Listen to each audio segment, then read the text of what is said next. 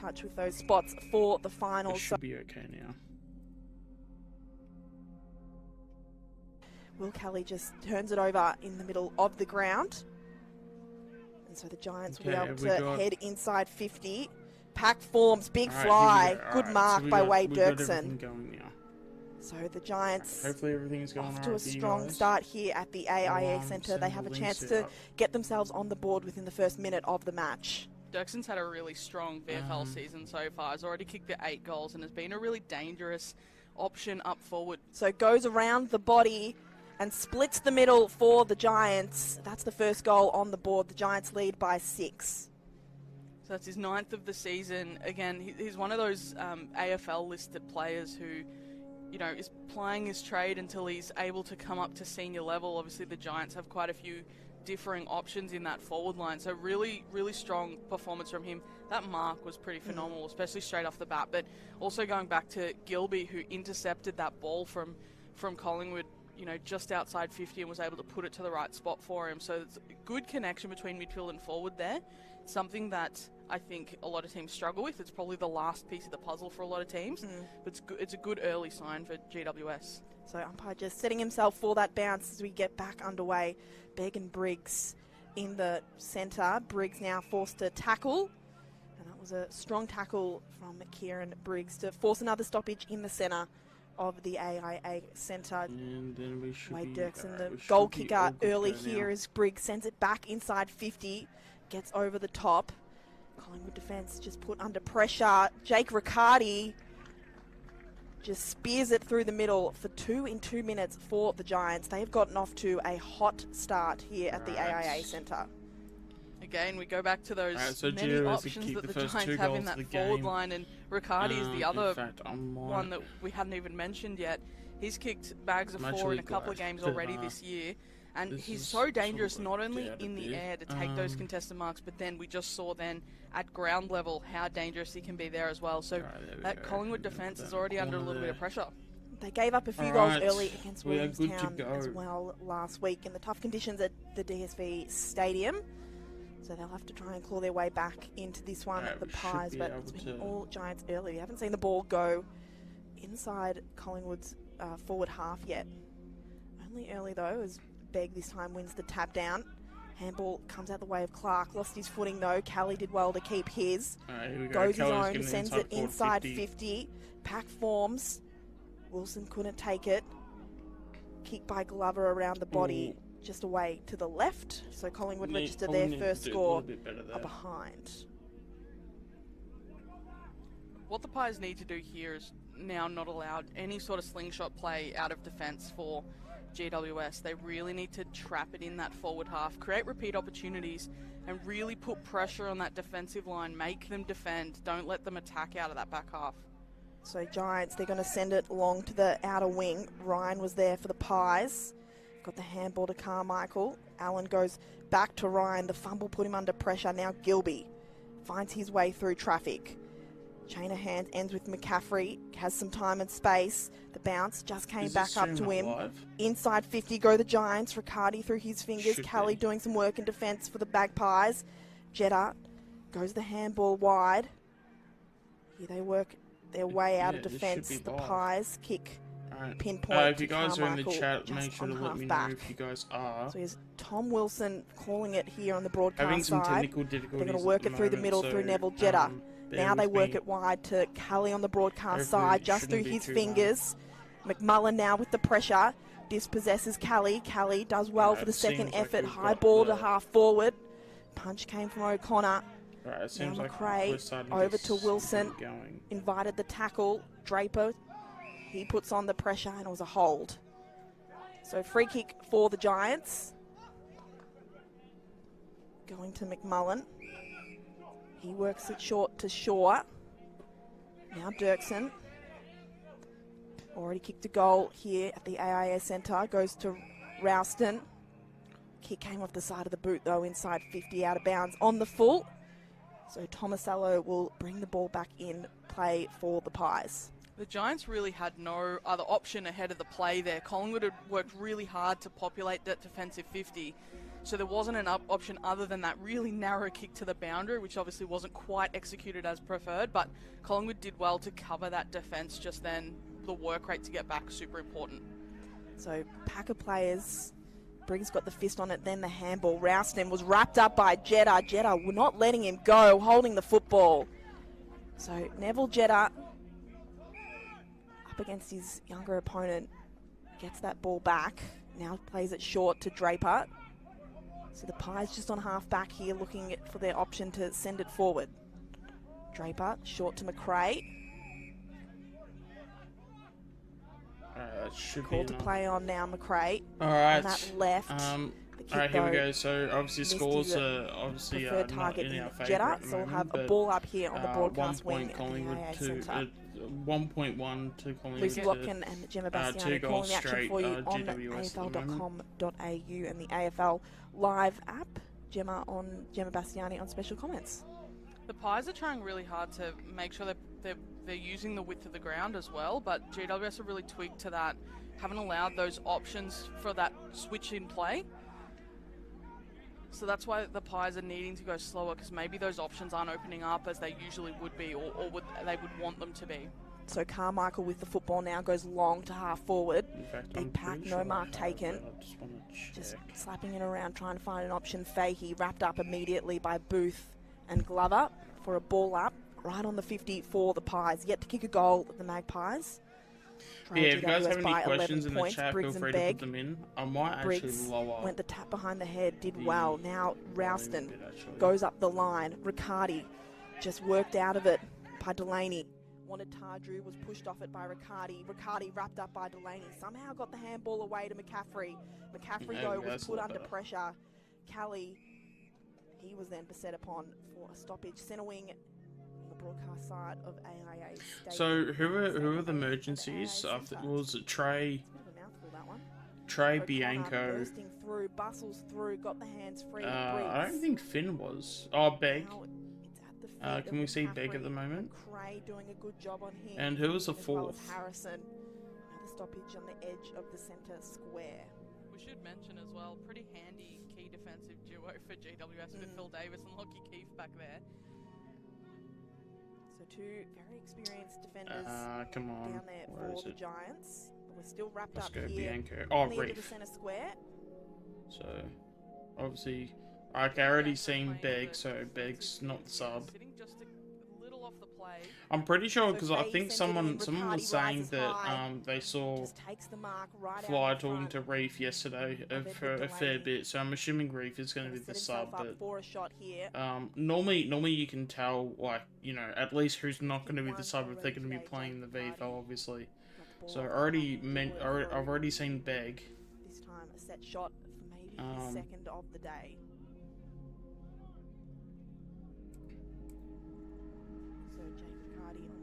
Approach, works the angle, just works it back too far to the right.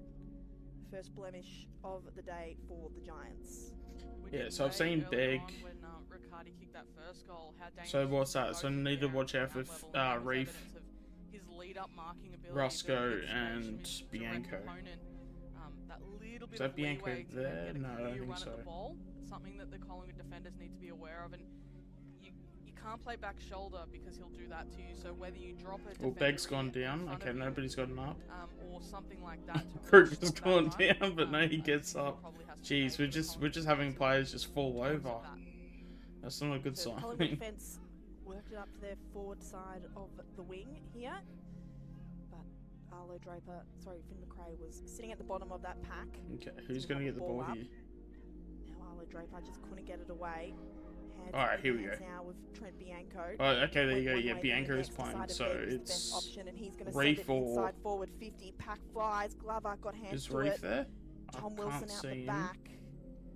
Number 56, Tom Wilson had a shot on goal, but just dribbled over the line. So yeah, as I said, I'm pretty sure Roscoe's going to be the sub today. So, because normally they have 2 carryovers just in case. But yeah, there you go. But yeah, if anyone has any questions in the chat or just want to create some dialogue, I'm definitely here for it. So yeah, just feel free to put some comments in the comment section and we'll go from there. Went inside.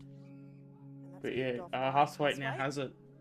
Probably about 80 from goal as he's passing it off. For the Pies, he goes wide to Tom Wilson. The other Tom Wilson this time. Yeah, so yeah, AFL listed Tom Wilson now has it. Nathan Kruger's sitting in the goal square. And that's where he wants to send it. Oh yeah, there you go. Glover wanted the crumbs, but instead had to tackle. So a ball up directly in front of the Pies goals. Tap down to Davis. He was wrapped up by McRae, then Draper. Jeez, we're lucky that's not in the back actually, to be honest. Another stoppage inside the Pies, forward 50. Kruger back from an injury again. He's had such a tough run. He has all the potential in the world to just break through in this forward. Oh, that's a bit of a sling tackle. Dangerous tackle in the process.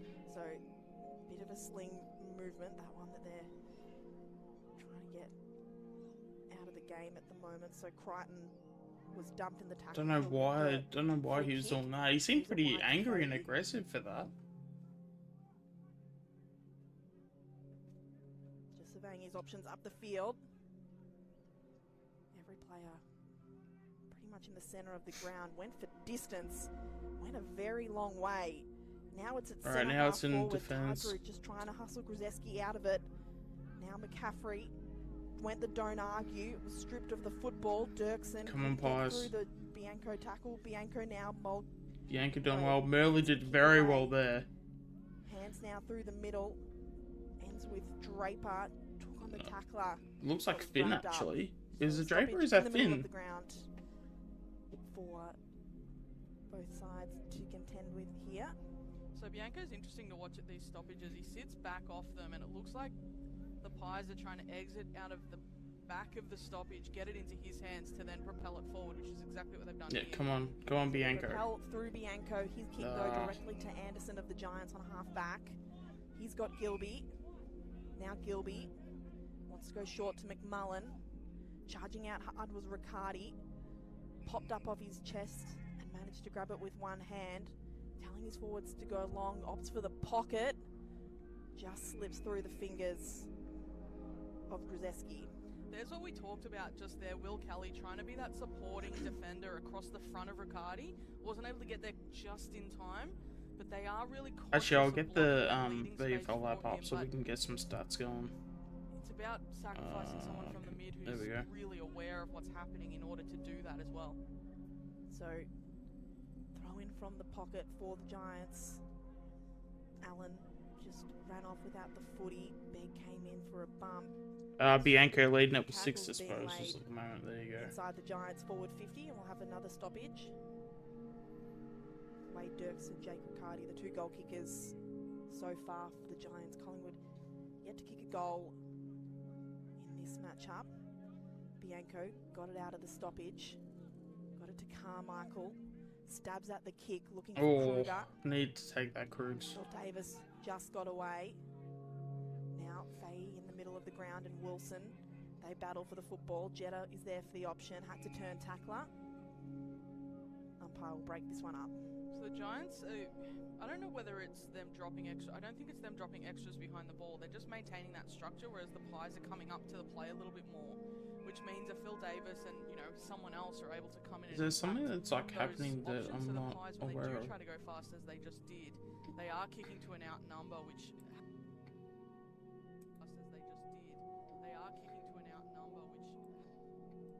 Okay, so everything's all working. I don't know why. Mark found Wilson. Wilson's gonna send it inside 50 for Glover, but just floating across the pack was Phil Davis. Goes to the goal square to Anderson. The switch will continue, and with Clark getting out a bit easy here though. Grzeski on the wing. Knew the pressure was coming from Tardru, but did well to hold on to the mark. The handball was put out in front of McMullen. Just fumbled at the crucial moment and was held up by Lane. It was a very good tackle. There was every reason for that to have gone high. He was able to keep it down. So Con and Carmichael Both got hands to it. Carmichael just slapped it forward. Mulvogue, big tackle on Huswaite. Thought he was out. But O'Connor was there to make sure he couldn't get away. Madden, Carmichael, off his foot. Good mark. Good mark. In fact, by actually, we'll Matheson. get an update on the stats, actually. Sends it long and deep. Riccardi was pushed out his defender, so a free kick going the way of Neville. Alright, so we got Bianca on 6, Will Kelly on 6, Carmichael 5, Jetta 5, Husway 4, and then 3s to Delaney and McRae. So even, I mean, it's only early, but yeah, Finn normally has a few more touches than he normally does. Kruger goes off for the fly. Kruger flew, was tackled, came to ground. Numbers around the football. Madden was scrapping at ground level. Murley gets on top of him. So Pies just can't exit the defensive half at the moment. Kruger again shows off his vertical jump. Just gets the kick away to Carmichael. That's slapped down. Wilson comes through now. Oh, what's that? That's out in the full. Ball couldn't quite get away. And that's why Keith's down at the moment. O'Connor. O'Connor, sorry. Phil Davis into Clark. So we can see here the Giants actually have set up well enough to use that switch. Obviously didn't choose to do it there, but they are setting up to open that up that other side of the ground. So Nathan Kruger took the defensive mark. Bianco just got through the traffic. Neat little kick around the corner from Jetta. Finds Well, here we go. Alright, we've got a play going here. Oh, is that? Umpire called play on. Numbers favoured the Giants, and they were able to stop that one in its tracks. That did look like a mark, in fairness. In this first quarter. Oh well. And you think the Giants have just had the edge over the Pies early in this contest. The Giants do just look far more dangerous once they do get inside 50 as well. So Con gets it out to Fahey. He goes for the long ball inside 50. Riccardi up against Delaney. Riccardi did so well to keep that inside 50. Dirksen does the unselfish thing. Centres the football and finds a teammate in Darcy Edmonds. Riccardi's been such a game changer for them in that forward half, but you've also got to remember Dirksen being able to get into space. Carmichael's now on to 7. For that Collingwood defense. He's been getting a fair few touches. Not only kicking that first goal of the day, but also... That's the thing, on the VFL app, they don't have the kicking efficiency, so even though he's got 7 disposals, we don't know if he's at 90%. I mean, hell, he could be at 20% for all we know. Darcy Edmonds, that's a beautiful set shot. Kicks the Giants third, and his first of the day. And yeah, Giants get their 3rd goal. There you go. Some stat leaders for you, Lucy. Excellent. Let me know. Josh Carmichael has already had 7 touches for the game. Will Kelly and Josh Fahey each, and Trent Bianco, each have 6 already. So we are seeing the Pies trying to exit those stoppages from the back to get a little bit of space to then kick forward. But when they are getting that speed on the ball, they are sacrificing a little bit in terms of time, but also the territory that they're losing. Because they are taking that little bit of time to get it to the back of that stoppage to then kick forward, and it just allows, you know, a Davis, a Keith, those sorts of players to set up really well behind the play. So, and the other thing that the Giants are doing is they're really conscious of propelling out of that defensive 50. So any poor entries are going to be punished in attack. Yeah, no, definitely agree the there. Giants again. Also, it's also just any time the ball goes forward to centre, we just haven't been able to really capitalise on that. Did really well. Against his opponent. Oh, here we go. Bianca's back on, so you'd imagine he's going to get it amongst it. No one's really on him, too. Let's see if they can capitalise on this. So Jake Long just pulling up a little bit sore after that contest. That's out in the full. So quick kick away. There we go. All right, so we got the ball By probably Shaw, out of bounds on the full. on the defensive side of the wing. Footy in the hands of Bianco. Or the defensive half of the wing. The Pies that they've evened up numbers ahead of the ball, so they're no longer sacrificing a player up to the stoppage. So Glover just pushed Kieran Briggs out of the contest. He'll get that free kick right in front of us in the broadcast position. Alright, come on, here we go. Up the line. Running out to meet it, doing really well was Grzeski. Has Dirksen inside 50, Riccardi too. We seem to have set up pretty well, and there you go. Good, Merley. That's great work. Awesome, awesome work. Clark just waited for the football, and Merley was there to intercept. Right on 50. He's pointing into the centre of the ground, pulls the kick, puts Campbell Lane under pressure, tackled immediately. Yeah, jeez. Another stoppage here. Briggs and Begg just jogging in for this ruck contest. Neither get a hand on it. Yes, Begg let's go Begg. Come on, Draper. Draper. Con, though, picked up the crumbs. Clark now.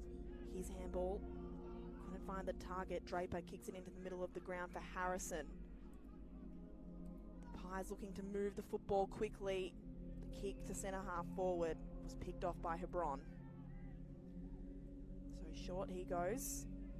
Fahey dodges and weaves, goes for the banana on the outside of the boot, finds his target in Briggs. He goes short to centre half forward, and that was a strong mark by Aiden Begg in defence. Begg goes wide. Yep. Finds Mulvogue.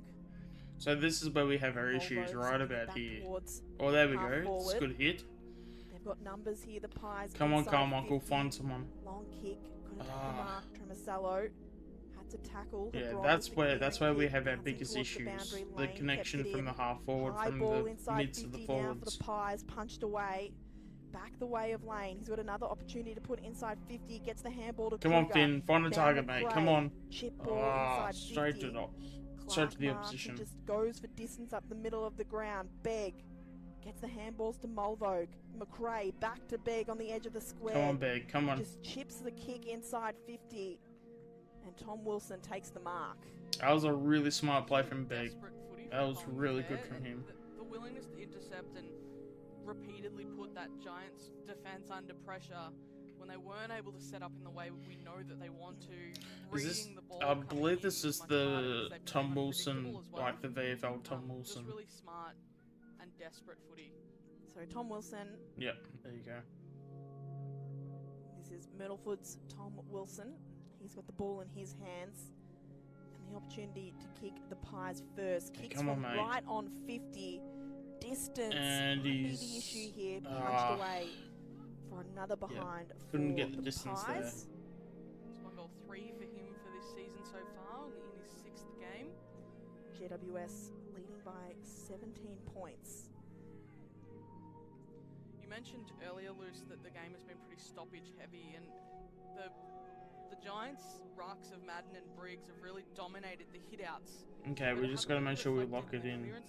It seems like our Collingwood clearances haven't necessarily been as efficient.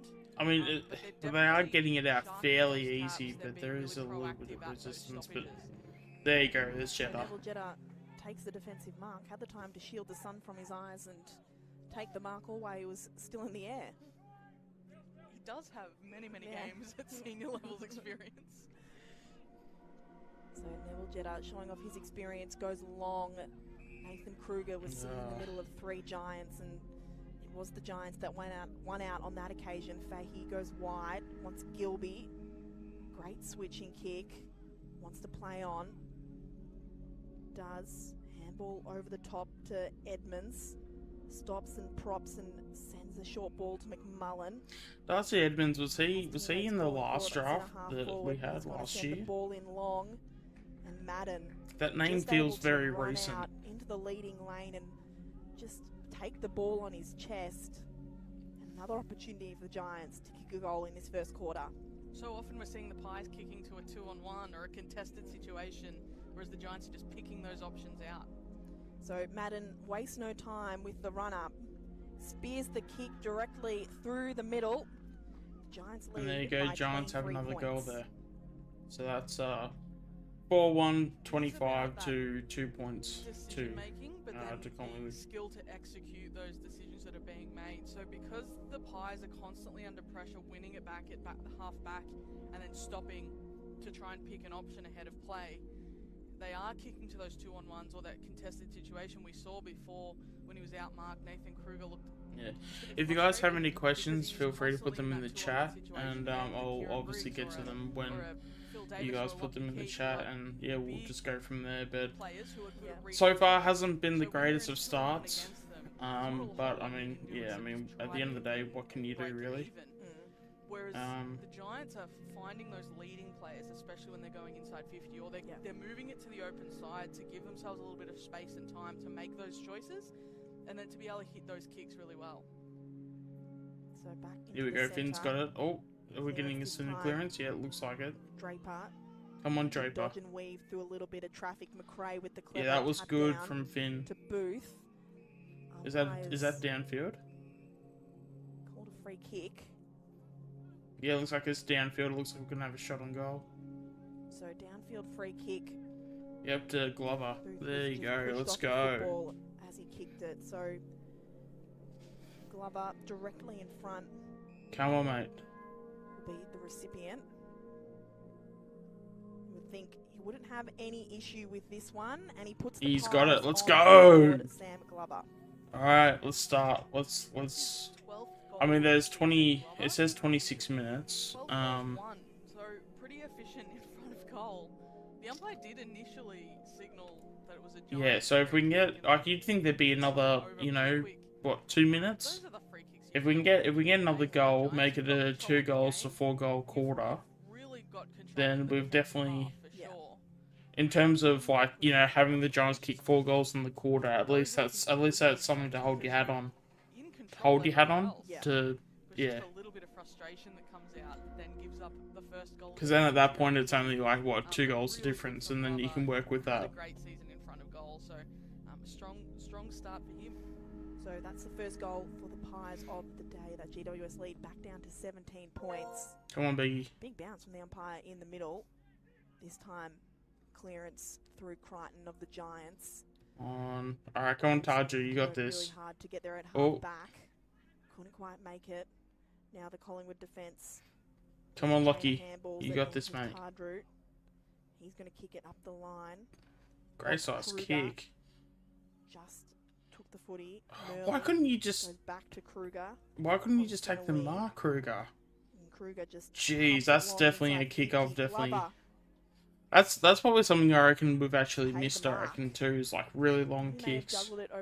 And Kruger's like that. That's something that Kruger does extremely well. Takes a good mark inside 50. But yeah, Glover's gonna have a shot. How are you? Pies might be riding a little bit of momentum. Yeah, I'm doing alright. So Sam Glover is going to go for the kick around the corner. So Glover's gonna have the shot. So pressure comes from all angles. It's a low kick. It's just away. He's missed. The right. Alright, 1 goal, 3-9 to 4 goals, 125. So thoughts, Kev? Late into a quarter. Bad kicking. Well, a little bit bad kicking that, but I think the Giants will dominate us, to be fair. The ball goes to that's the way I'll see it. I think we can still get them in the second quarter, but yeah, it should be. Now McRae tried to spin out of the tackle. Dirksen had the football. There you go, quarter time. Yeah, no, that. Yeah, it definitely wasn't an ideal quarter, but we can definitely try and get it back. I mean, it's only, as I said, like, it's, what, 3 goals difference, so nothing that we can't come back from. Lucy Watkin and Gemma Bastiani calling the action. Do you think that the belief in the AFL is filtered down to the VFL, the way that we play? Well, so in terms of, like, if we're gonna have, like, because of the comeback wins that we have in the AFL, yeah, we're able to do it in the VFL as well. Yeah. Not specifically, like, I don't think anyway, because it's a different team, different players. You know, the talent differences are, I think, not blatantly obvious, but I mean, when you have someone like a Pendlebury and when you have someone like a Sidebottom that plays in the seniors, we've got, I don't think we have anyone to that level from a VFL point of view. So, you know, I mean, these guys that are coming through, I mean, they're all kids. You know what I mean? So, yeah, it's not like it's. So it's, but I mean, the game plan that they have. I mean, I've spoken to a few of the people around, like, you know, like the guys at the VFL that are like coaches and like a part of the panel and things like that. Like, they do say that, yeah, we use the same game plan, but it's one thing to have the same game plan, and that's great. But I mean, I think it also makes a massive difference when you have someone like a Pendlebury and a Sidebottom and these guys that have been around for so long, and then at an AFL standard, let alone a VFL standard. We just don't have that at the VFL level. I mean, that's why we were so desperate to sign Abel Jetta. Because we just don't have those types of players. Like, and then when you have the injury list that we do, I mean, I'm not trying to use the injury list as an excuse, but when you have a fair few people out, and I mean, now that we've got Cox back, I mean, that definitely helps. So then it makes like a Kruger and a Begg stay down in the VFL, but Kruger and Begg aren't like, you know, superstar players that have a heap of experience. You know what I mean? So, you know, when you get someone like a, you know, I feel like in a few weeks' time when Lipinski comes back, you know, someone like a Hoskinelli might go down there, or even someone like a Markov. Like, Markov's probably doesn't have a heap of experience, but but you can't say he doesn't have like anything. Like, he definitely has a little bit of experience. I mean, even like Trey is another one where in the AFL side, he's probably a bit of a fringe player, and he's, you know, he just does his role, and then that's basically it. But like VFL, he's probably a leader. You know what I mean? So to have someone like Roscoe playing AFL, it definitely hurts your VFL side. And not that we should be prioritizing the VFL over the AFL, because I think that we should be prioritizing the AFL over the VFL clearly, but at the end of the day, like, the reality is that I think that when it comes to and, you know, I mean, obviously, and that's probably one of the greatest things about not Fly, right, is that at the end of the year, like, you know, we're going to get probably another 3 or 4 players in, and yeah, we'll probably still get kids, because you got to get kids in. I mean, the rule is you got to draft at least 3, but obviously, like, I'm not going to name names at the moment, but like, you know, you get, like, you know, you get like a key forward, you get a key defender. I don't think our ruck situation is like extremely dire at the moment. Just because, you know, you've got Begg and you've got like Kruger. It would definitely help for sure, but I think like I think the thing that we need right now out of everything, like, if there was, like, obviously with the mid-season draft coming up, if there's one position I would target, it's definitely a key defender, because yeah, you just need someone just to hold down the defense. You need, I think we don't even necessarily need talent, we just need experience. I think that's our biggest issue in the VFL. So, you know, we have guys that can play, but yeah, and because we do have a fair few injuries, it makes, yeah, it puts, and I mean, I mean, it's going to take a lot for someone like a Hoskinelli to be dropped, because I think Markov is probably going to go before him. And I mean, that's only just off the top of my head, and trying to figure out who goes where. Even though Hosker's played some very good footy over the last 2 weeks, but once like Lipinski comes back, regardless if he plays VFL for a couple of weeks, just so he gets, you know, some form into him, or if he just goes straight into the AFL. I'm more of the opinion he's probably just gonna go straight into the AFL, because for a guy that plays the way that he does, like he'll just absolutely kill it if he plays VFL. And I think with his running and the way that he plays, we actually do need him, and I feel like a lot of people are underestimating how important Lipinski is to the team, and how not only important, but like, you know, how much we struggle without him. Like the fact that you know, we're left to a few players do the Lipinski job, and it's like Lipinski, like what he does, he's probably the best at what he does in our side. In terms of being that sort of, you know, that connector between the midfield to the forwards, you know what I mean? So when he gets it, and probably plays like half forward, but he's the one where it's like you give him the ball, and he'll be, say, 80 out from goal. Or sorry, probably not 80 out, but like, you know, maybe 100 out from goal. Gets you probably runs probably like 40 meters ahead. Gets to about 60 out. Second quarter about to start. Yeah, it gets to about 60 out, and then hits a target like, you know, someone's 35 out. You know, I don't think we have a lot of guys in our team that can really do that at a high level. So once he comes in, I think we're going to see that that's going to be a big difference. Well, that's going to make a big difference for us too. I might lower the volume on this. Poor accuracy both in their VFL and AFL teams this week. Alright, hopefully that's a bit better. Gold Coast by just 2 points. Yeah, I can hear you perfectly. North Melbourne beat Frankston by 7. It's more the volume for the commentary at the moment. Oh, here we go. Fast start. Already in the forward line. Carmichael. Oh, Carmichael just kicked it off the ground, and Kruger's just marked it. There you go. Held the ball aloft, looked at the umpire, and blew his whistle. Mine is a bit delayed. I'm watching on the AFL app. So Nathan Kruger. But yeah. Coming back from injury. No. Come on, Kruger. In front. He'll kick this. 20 meters from goal.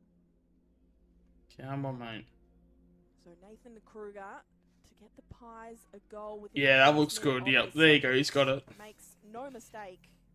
Oh, let's go. Yeah, baby, let's go. He's a player that you just want. Yeah, because I mean, I know that there's definitely been a lot of doubters on Kruger. Like, I'm definitely gonna fly the Kruger flag. That's for sure. I think he's that player that we really need. Like, if you think about it, he's that. I mean, he is. That's the thing. Like, people are like saying, "Oh, let's go and get such and such player that's a key forward." Like, Kruger is that. It's just that, like,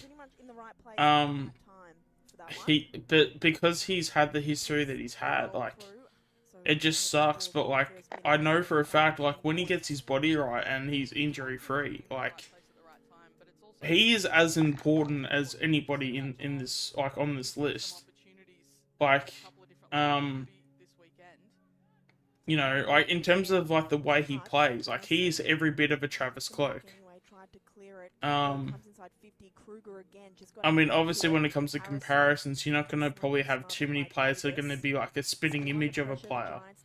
Because, like, I think Kruger's not, like, super, like, not, like, very different, but, you know, he's not, like, a copy and paste. Because I think Kruger's, like, intensity... I mean, unless if people want to debate this and stuff, I don't think Travis Cloak ever had the intensity that Kruger has, because Kruger's intensity is just, like, you know, downright insane, like how he attacks the footy. Like, Cloak still went hard at it, but the intensity that he had was not close to what Kruger had, if that makes any sense. Yeah. And I prefer, like, a Travis Cloak as well. having like 12 disposals, 6 marks, Yeah. either 2 goals straight instead of having like Oh, here 1 we go. goal We're going to for. play going inside forward. Inside the forward 50. Glover, hand pass it to Wilson to... Oh, Merle's going to kick it. Yes, let's go! Merle's kicked a goal. Yeah, baby. They're right back in it here at AIA Stadium. It's a 4-point lead now to the Giants. Yeah, so that's... What's that? That's 4 points of difference now. Jeez. Yeah.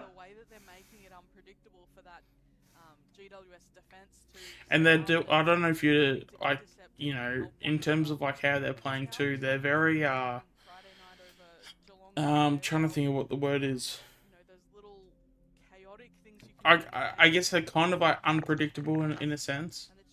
Like you see like the knock-ons, the, you know, the unorthodox ways of like just moving the ball forward. Like even just the knock-ons, like tapping it forward. You know, instead of grabbing the ball and then, you know, dishing it off, hand passing and stuff, they're just tapping it to the advantage. It's pretty impressive. Oh, here we go, out of the center again. Is that Carmichael? He's just gone for goal. Oh, jeez. Nathan Kruger slid over the line, couldn't hold in the mark, but it will register as a point. Carmichael's got 13 disposals too. 13 disposals, 2 marks, but he hasn't had a tackle yet. But we know that won't say like that for long.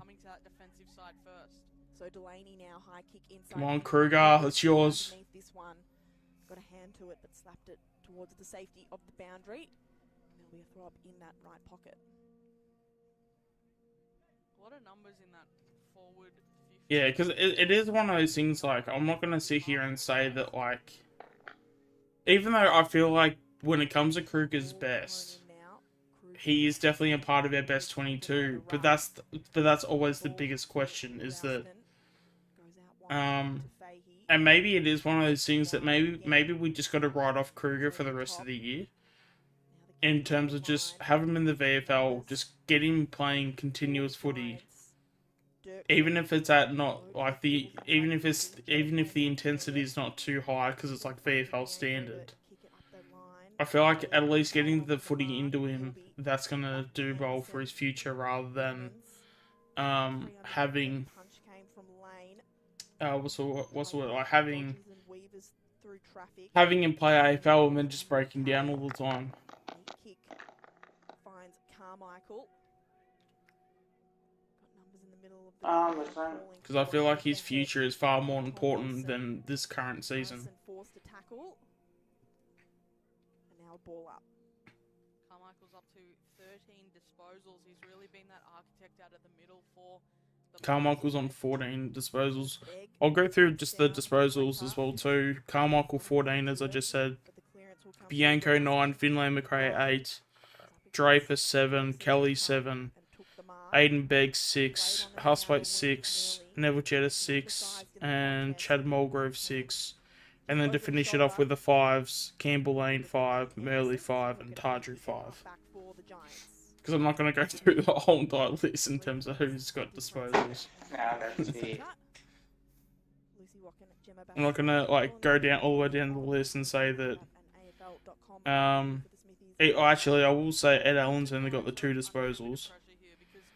But he was the one that got that knock on that created the opportunity for Merley. So he's been doing some things that haven't been on the stat sheet. So that's where you gotta, you know, actually watch the game so you actually know like what value certain players have. Hey, how are we looking? If you told me a quarter time, I'd say absolutely shit house. But now that you're watching, well, now we're about just past the 7-minute mark in the second quarter, I'd say we're going absolutely great. Carmichael's doing well, I saw. Yeah. No, he's the start of this quarter, I reckon he's already had about 5 touches. He's hit the point, Kruger's got a goal, Merley. Oh, Merley's doing alright, shit. Yeah. Here we are thinking he's going to be the next Carl Brown. Well, that's the thing. Like Merley is one of those guys where like he like, 1 bite, 2 bites. Glover plays on kick over the top for oh, how do I explain it? Like, oh, here we go. Glover's now taking him up. Oh, is it Glover? No, it's Murley, actually. Murley's about to have a set shot. Here we go. Turns around, snaps. He's got it. There you go. Murley's got 2 goals. Yeah, baby, let's go. Because I know... Carmichael's, dominating. He's got 14 touches. And the next guy has 10 touches. Fahey for Giants. Yeah. Well, the next best for us is Bianco at 9, so... Finn's doing alright. Draper, yeah, Draper. 8 disposals and 4 tackles for 2 marks. Are you on the AFL app or Channel 7? Because I can't find it on TV. I'm using the AFL website. Yep. Let's just try something new. Play really attacking footy. Murley's willingness to... But no, this is like, yeah, if you like if you watch the first, I want to say, like, if we're talking with the time on, our first 25 minutes, like, we couldn't hit a target going forward. Like, when it got to about, I want to say 80 out, we just shat the bed. So now that, it looks like Giants are about to get a goal here, but this quarter already, we've looked so far better, it's not even funny. Because, like, disposals haven't been probably elite, but I think the thing that makes a difference is that we're doing certain plays where we're getting it into the players' hands. Like, with anything means that necessary. And Giants have just kicked their 5th goal now. They're now back in the lead by 3 points. But no, ever since the second quarter has started, like, it's as if I've watched a different team. How come you didn't go? You'd rather stream it, or? Yeah, I just made the choice either going or streaming it, and I just chose to stream it. Yeah. Kev, you going today, or no? I believe so. It's my mum's watching. Oh, actually, just speaking of that, I will be streaming so for those that are watching at the moment, I will be streaming the AFL game later on today, so make sure to stay tuned for that. Just I might have to leave at half time because I got a Mother's Day dinner, so I'll come in, but I might have to leave early. That's all. Yeah. Yeah. I gave my mum a Mother's Day present. I gave her a hug this morning. Tell her I love her. Looking for Barry O'Connor, but was out of bounds. Thank you, Mum, Kev. You got to love her. So Wilson goes back to Ryan. He goes short. Nah, Alright, we're going across the halfback. Ryan wants it back. It's like, And he wants to send it. yeah, if it wasn't for them, I would have no idea what would have happened to me. Alright, here we go. Giants going inside the forward 50. I didn't know Phil Davis is playing. What, in the VFL? Yeah. Yeah, because I thought he was the captain. Yeah. No, Toby Green's the captain. Yeah, I thought Phil Davis was the captain. Yeah. Yeah. No, because he actually retired, but then he did it was, I can't remember the process. He retired, but then but like, because of like when he retired, he didn't like unretire himself, so I think it was like the Giants had to literally I think they got him through the rookie draft or something like that. So really, it was a really interesting process actually, because of the way that they did it, because they basically, I guess they wanted him for an extra year or two, I guess. Because he kind of called time on his career because his body wasn't holding up. Alright, here we go. Collingwood about to have a shot. That's a goal! Jesus, who kicked that? Carmichael, there you go. He kicked it from about 55. Oh my Yeah, God, baby. Jesus, he has to get a game soon. Surely. Even medical sub. But I mean, like, who's he going to take out, though? No, like, even sub, like, because he can play, like, forward or midfield, so... So he's going to take Trey's spot. Well, apparently, There's Reef and Trey aren't playing today in the VFL, so that could be an indication that I haven't seen Noble's Reef. not playing. So And I'm pretty confident Trey's going to be the one that's going to be subbed. Especially when someone was telling me that Fly had a pretty long conversation with him. I think that's pretty telling in the way that they're going to go, and then they'll just obviously have Reef there just in case if someone unfortunately gets a bit unlucky in terms of. Obviously, I'm just not going to even say it because I'm sure you know what I mean. Got the free kick from the stoppage, long kick inside 50. To ground by the Giants defense. Wilson was obviously Roscoe would come in for Noble. It's not like for like, but we need that third defender because by 2 points. No, we need a key defender. Yeah. Especially next week because we've got Carlton, so I reckon Maynard will go to Kernate because Murphy's not that agile. Like, just trying to think because usually Jeremy Howe would go to Kernate. Don't Giants have 3 tall forwards though? Yeah, they've got Hogan, Cadman, Himmelberg, and Alan Brown. Oh no, he's not tall. No, he's Cadman. Oh, Cadman. Yeah, Cadman. Aaron Cadman. Who was the third? Himmelberg, Hogan, and Cadman.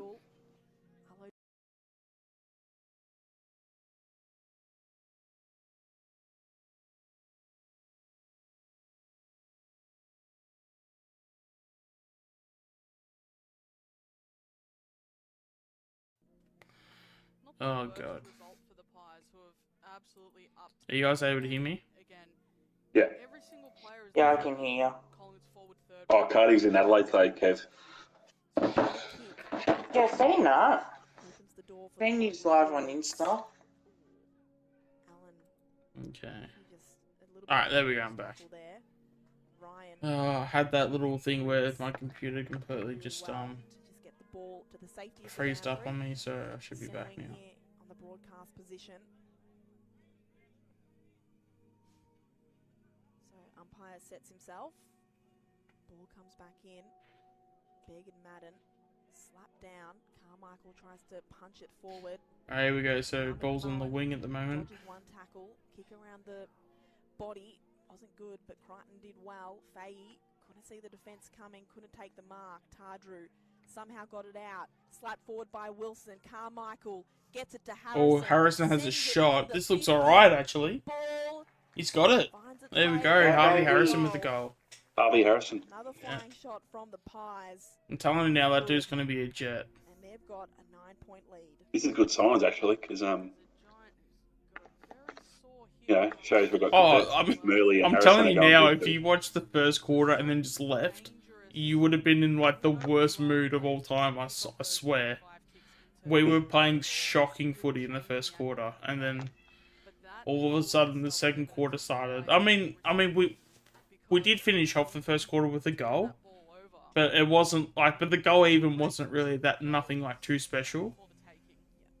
But now this second quarter's just been something else. Like, it's literally been polar opposites. In fact, how many goals have we kicked this quarter? We've kicked 6. I'd say 5. We've kicked 6 goals this quarter. Fuck. There you go. Couldn't even kick a goal to save our lives in the first quarter. And now we're just kicking goals for fun. Well, here we go, big out the center. We're gonna get another inside forward 50. Come on. Oh, Carmichael! Yeah, baby. That's actually a goal! Holy shit! Yeah, let's go! Fucking hell, he's on fire. Oh my, are you watching it, Tom? How'd he kick it? He literally just like, it was pretty much like a bit of a handball receive. But like he was like, he basically was like, he didn't take it cleanly, so he was fumbling it. And because he was about to get tackled, he just threw it onto his boot and it just went straight through. There you go. Get around it. So he's got 17 disposals with 2 goals. And 2 goals and 1 behind. Yeah, he could have 3 by now. Fuck. Yeah, when did he kick the point? Was that... Did he kick the point in the second quarter, or was it the first? Yeah, point. I think it was the first. Oh, Begg's killing it in the ruck. Draper goes for the neat kick to half forward. Taken by Wilson. They must not have their Inside 50. Oh no, Madden's on the field, so yeah. 50 metres. Is that Wilson? Yeah. Yeah, it looks like it's 50. I don't know if it's to Wilson. Yeah, it looks. Yeah, Wilson's got the ball in hand. Yeah. He had a haircut. No, Wilson's looked like that for a bit, hasn't he? He had a man bun, I think, didn't he? Brought forward Tom Wilson at number 12. Oh god, you're testing my knowledge here. Bumped off it deep into he's definitely had that haircut this year for sure. Tom Wilson's been brought forward. He's got it. Come on, baby. Yeah, let's go. Like he did have the the bun and like the sort of the samurai sort of bun. Was it last? Did he have that last year? He definitely hasn't had that this year, though. I don't think.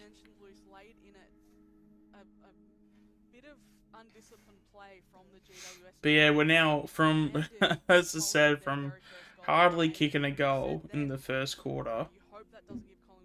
We've now kicked 7 goals in 19 minutes of footy. And that's with like time on too, so like that might even be seven goals in like 15 minutes.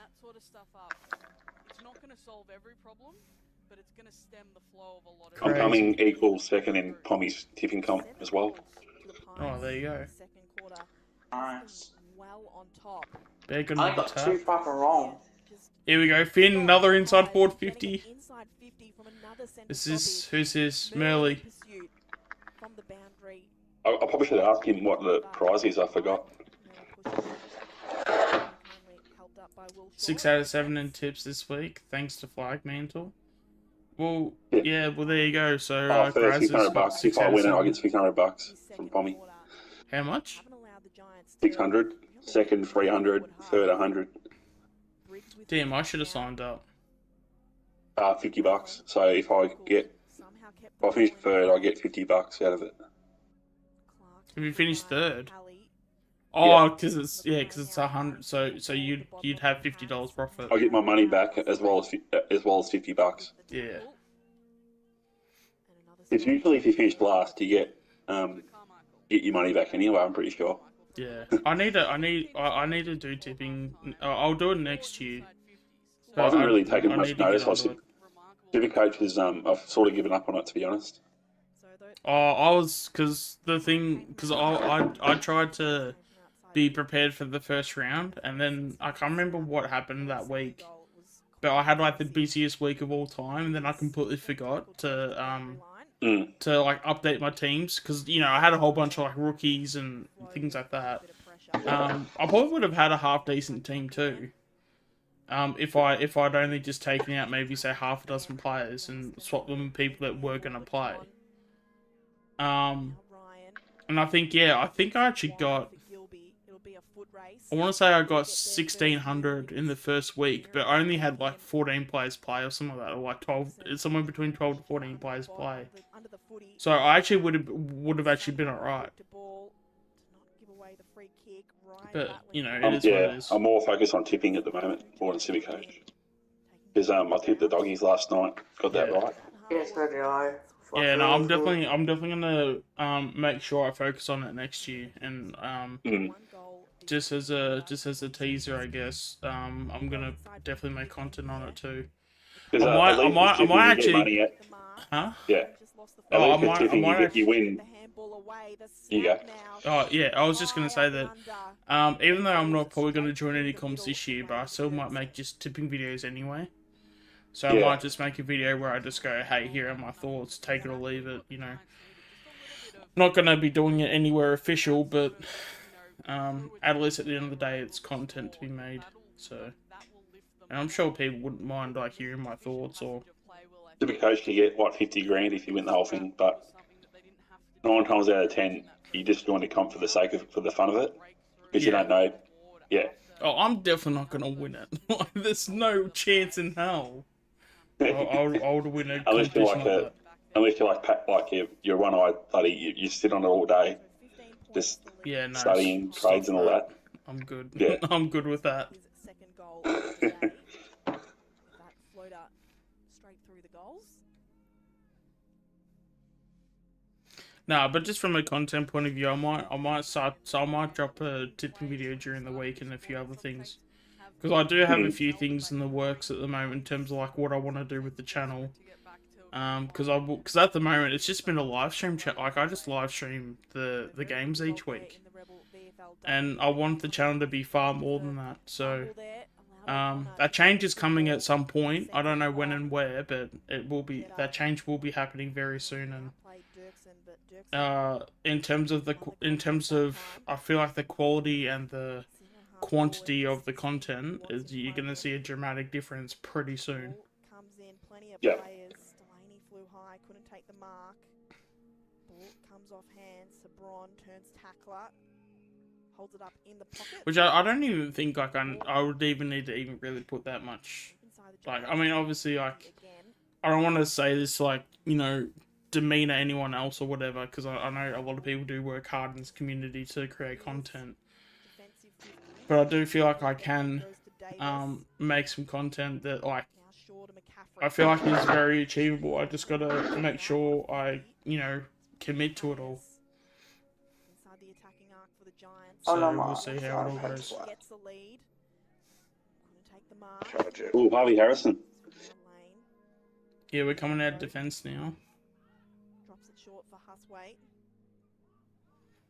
Jesus Christ, he's killing it, Carmichael. He's got 19 touches. Here we go. We've got Kelly on the wing. The second is Finn with 13. Yeah, Carmichael's another level. How many goals? 2, yeah. 2 goals, 1, yeah. Calling for it to go long. Sends it that way. Pack underneath it.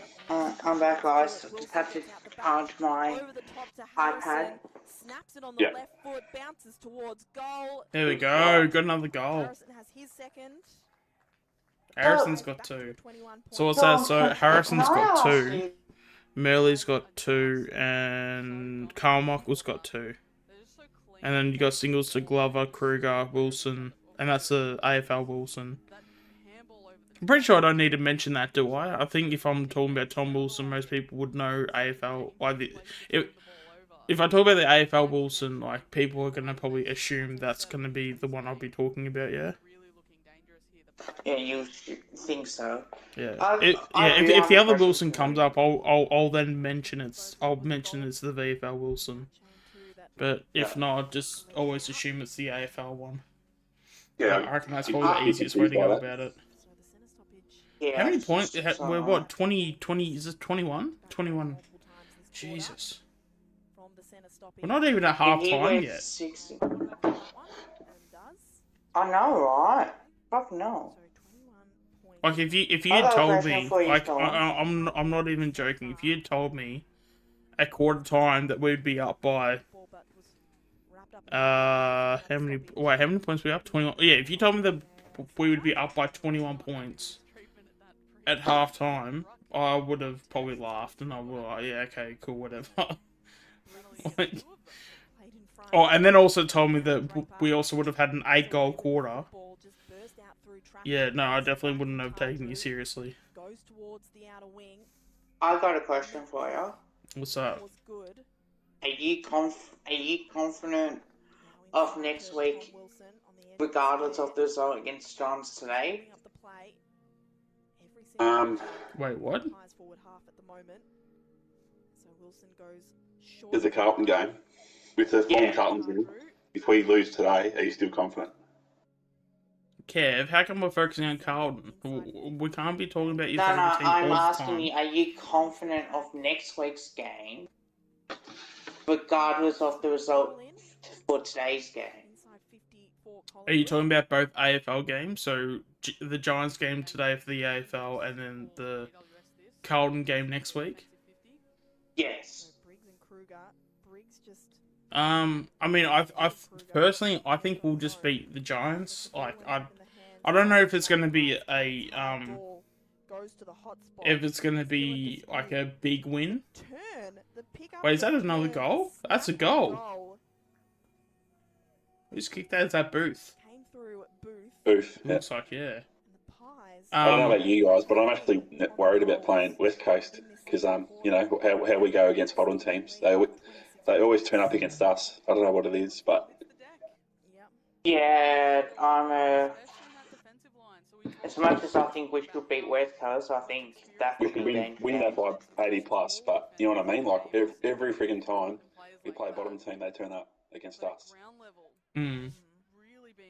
Even the North Melbourne, I reckon they'll come out to play because it's Sidebottom's 300th game. Yeah. And Cox, I think it's Cox's 100th game as well. Yeah. No, my game just itself. Wait, so what was your real question again? Are you confident of next week's game by the results of this week's game?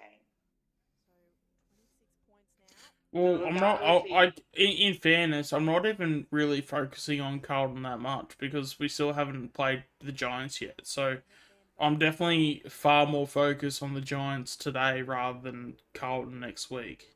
I think we should beat the Giants. We definitely should be beating them. I think we beat them. It's just a matter of do we turn it into a big win? That's my question. But also as well too, I feel like and I know people might cringe at this, and I know people will either cringe or laugh either way. I feel like we've also got a pretty good list of umpires for today too. Like I don't think I'm trying to think of I can't remember because I know Razor's umpiring it. I mean, according to some people probably don't like Razor that much. He can definitely have his moments. I'm not going to sit here and say that he's a perfect umpire, but I'm telling you now, out of all the umpires we have had this season, I would probably take Razor over probably most umpires. I hate Simon Meredith. I think he fucking hates us. Oh, I mean, there are a few out there where like, if the claim was there, I wouldn't be sort of questioning it too much because yeah, from some of the calls, like there are a few umpires out there where it's just like they make some calls and it's just like just how. Like, how are you making those calls? Like, I mean, the Adelaide game was a perfect example. Like, some of those missed calls, like, my God. But also as well, like, what is a strike and what's not? Like, it baffles me in a way.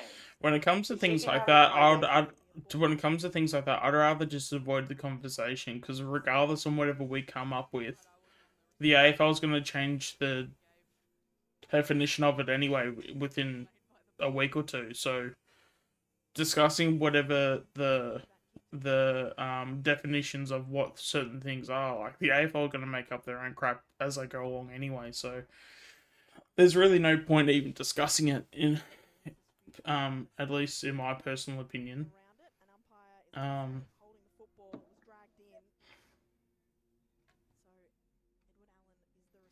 I was watching highlights today of Brisbane Essendon, and my God, Joe Danaher actually finally showed up for once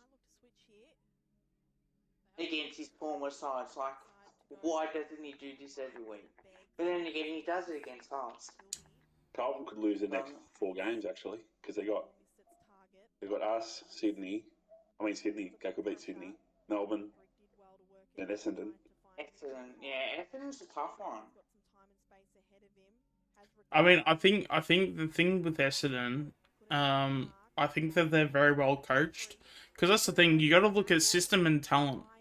Some people might have one, but then some people will have both. So you just got to acknowledge like who has what.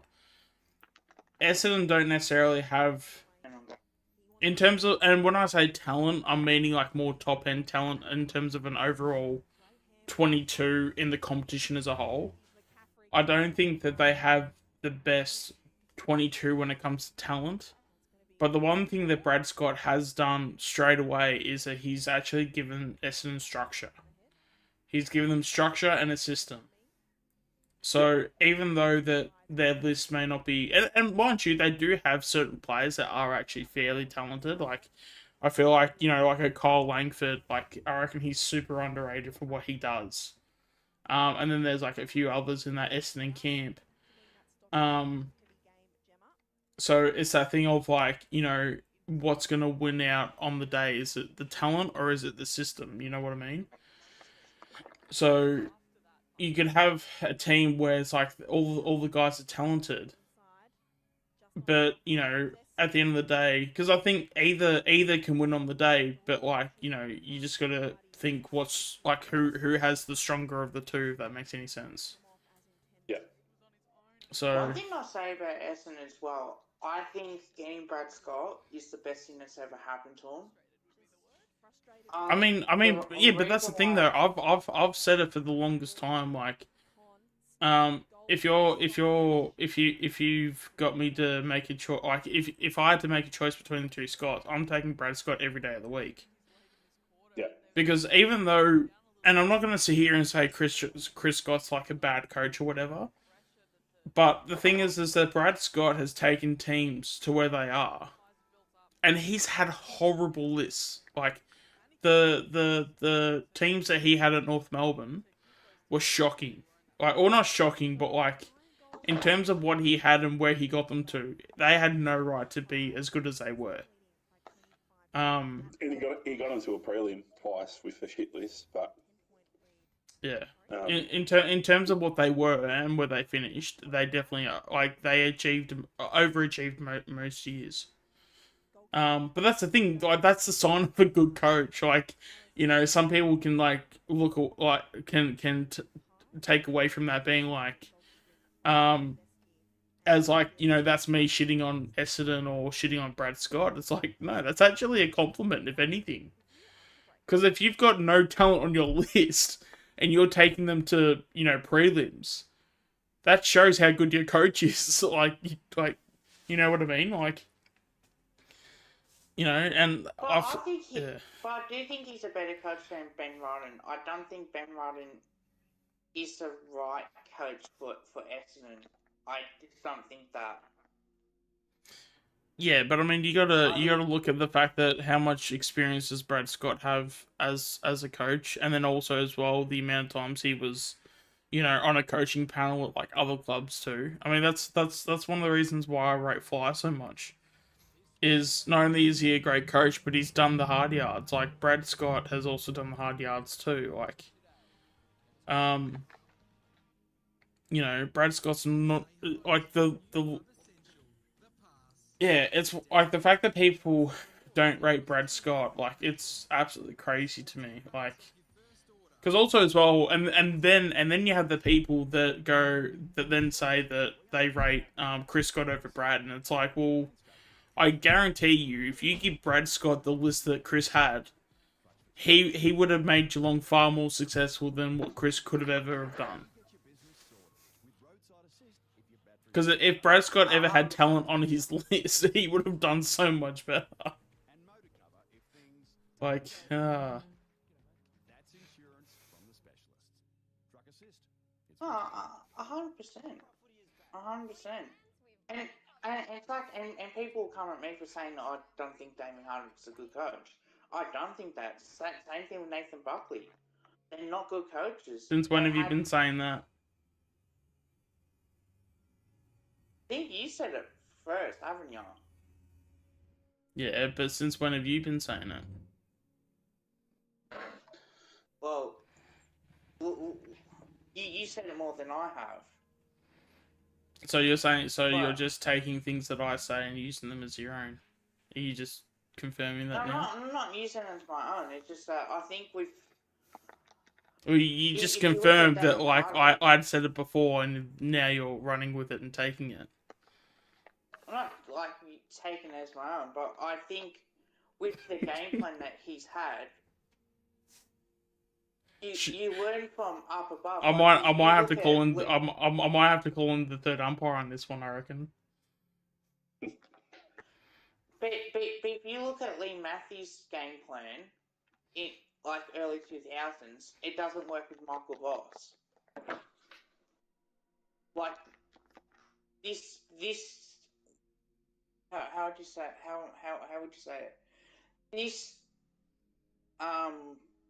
now is a much more attacking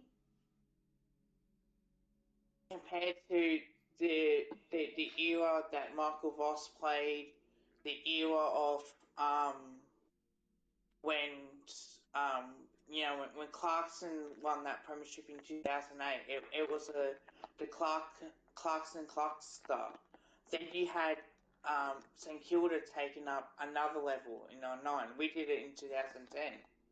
And our game plan at that time was to go towards the boundary. Mm-hmm. And that worked for us in 2010, 2011. Because now it's just a copycat league, yeah? Wherever what team wins the premiership, you try to emulate more of. And if you look at Adam Simpson now, he's having when you say it's a copycat league, what do you mean by that? You try to take some elements of what the opposition do, and you try to do it to your team style. But you realise that's not being a copycat. Like, copycat is literally copy and pasting. So that's literally taking a game plan and then bring that game plan over to yours, and then you use it pretty much like to a T on like what that is. So calling someone a copycat means you're basically literally taking someone else's game plan.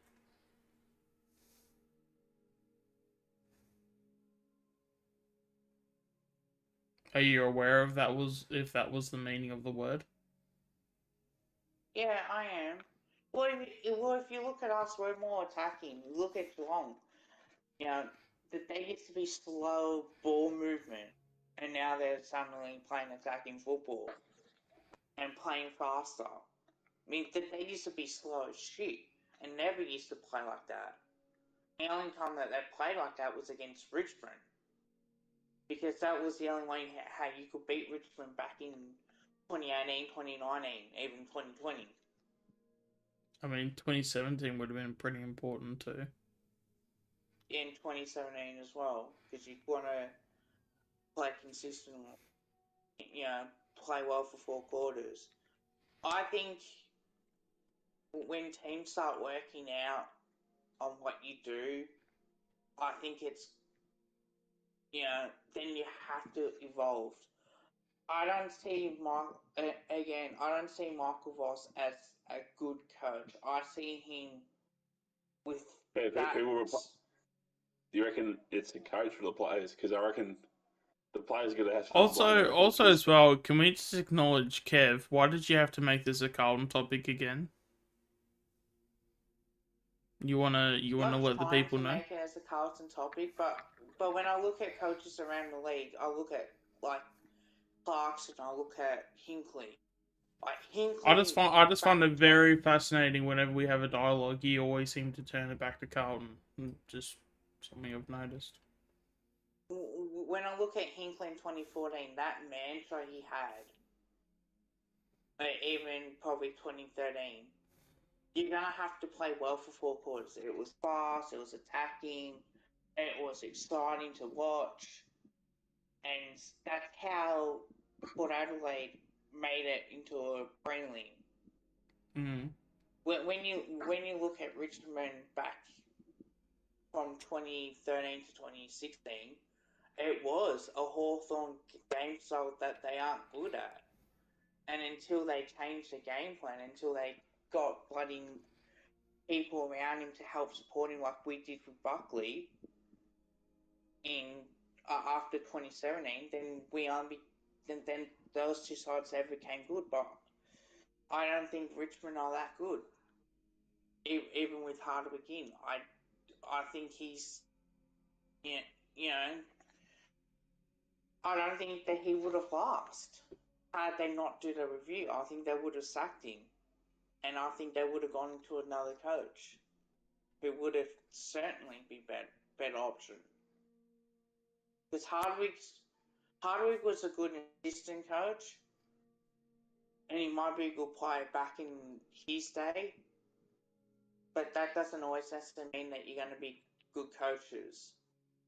Like Mick Moldhouse, he took a Footscray to a prelim final.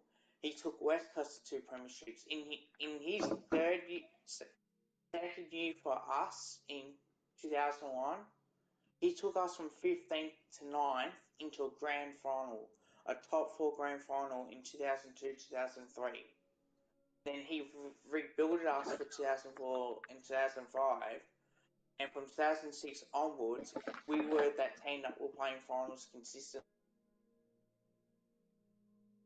Do you But remember even when prior to that, get the sack? we were playing finals consistently, though. Yeah. And the only reason why they kept him is because of they made some changes around him. I heard someone say on Blue Abroad Fan Cams last night that this dude worked with one of the players. I think at uni. I think he went to uni with one of the players who was there for probably 6 or 7 years, and he said that in the 2016 end of the season they went on a camp, and that's how they got the best out of themselves in 2017 because the coaching staff got the best out of the players from that camp, from the pre-season camp.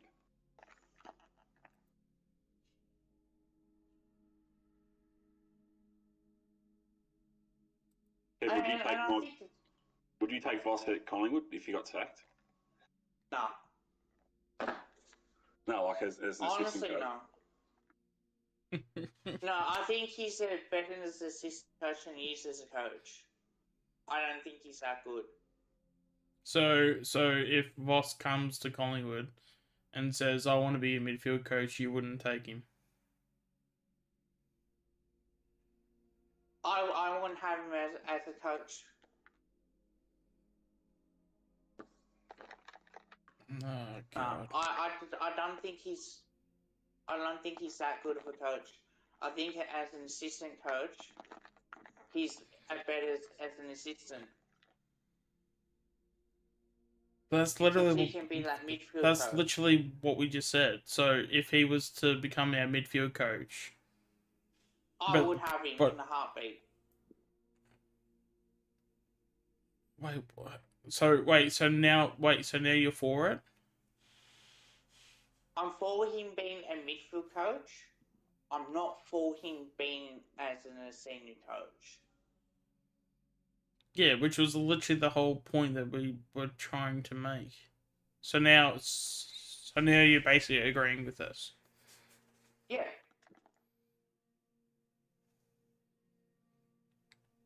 Well, would you take Luke Beveridge as a coach? Wait, I'm just having a brain fade. Luke Beveridge, that's the Bulldogs coach, yeah? Yeah. What, as a senior coach or as a assistant or a midfield or? As any.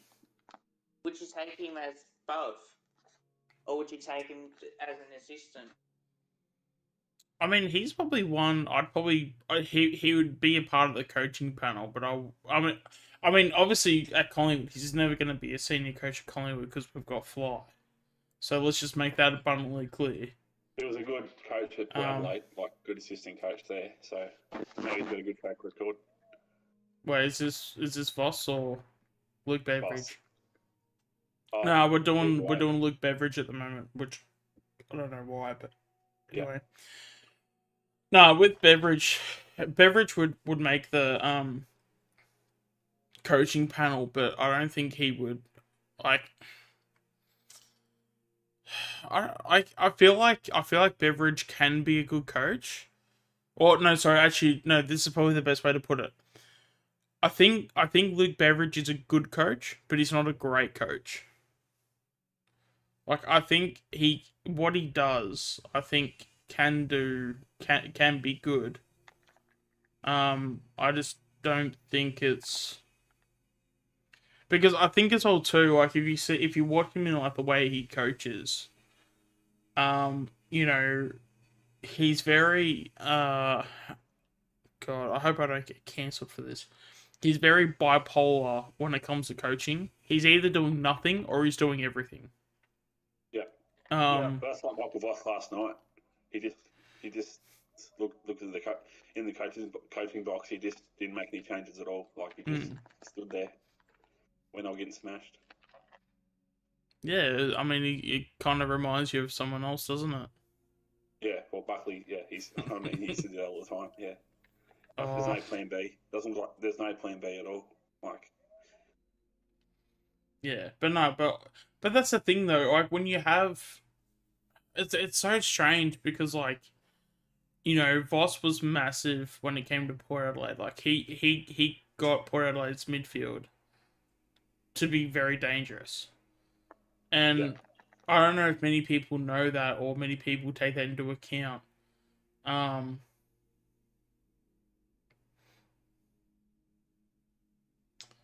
But yeah, no, that definitely had heaps of wait, what's the word? You know, I mean, oh, I've lost my train of thought now actually. But no, but yeah, with Beveridge, I think Beveridge can be a good coach. Oh, sorry, no, I think Beveridge can be a great coach, but he's only a good coach at the moment, if that makes any sense.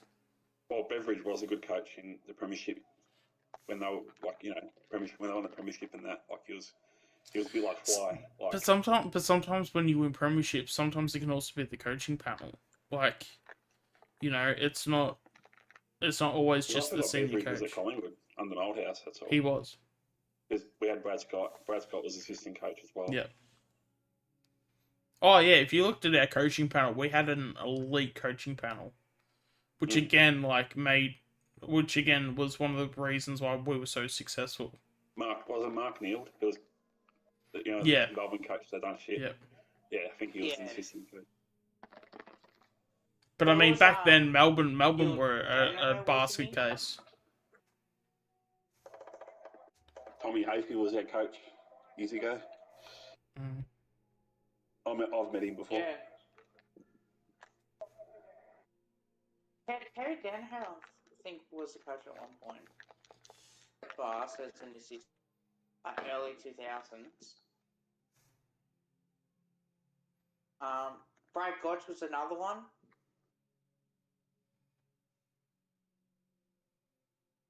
Yeah, Brad Gotch, yep.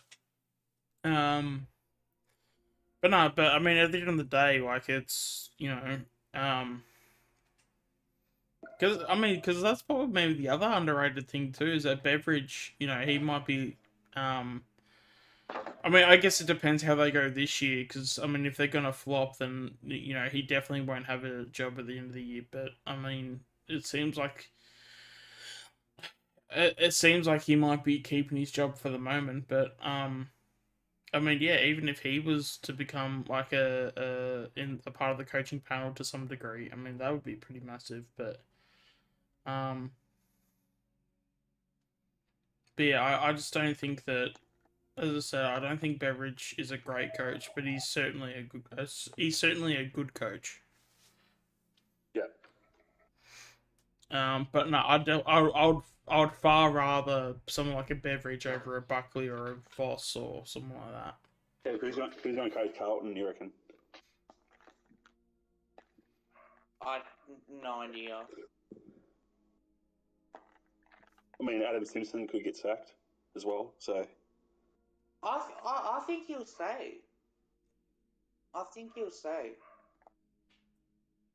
I don't know. Whenever you start rebuilds, it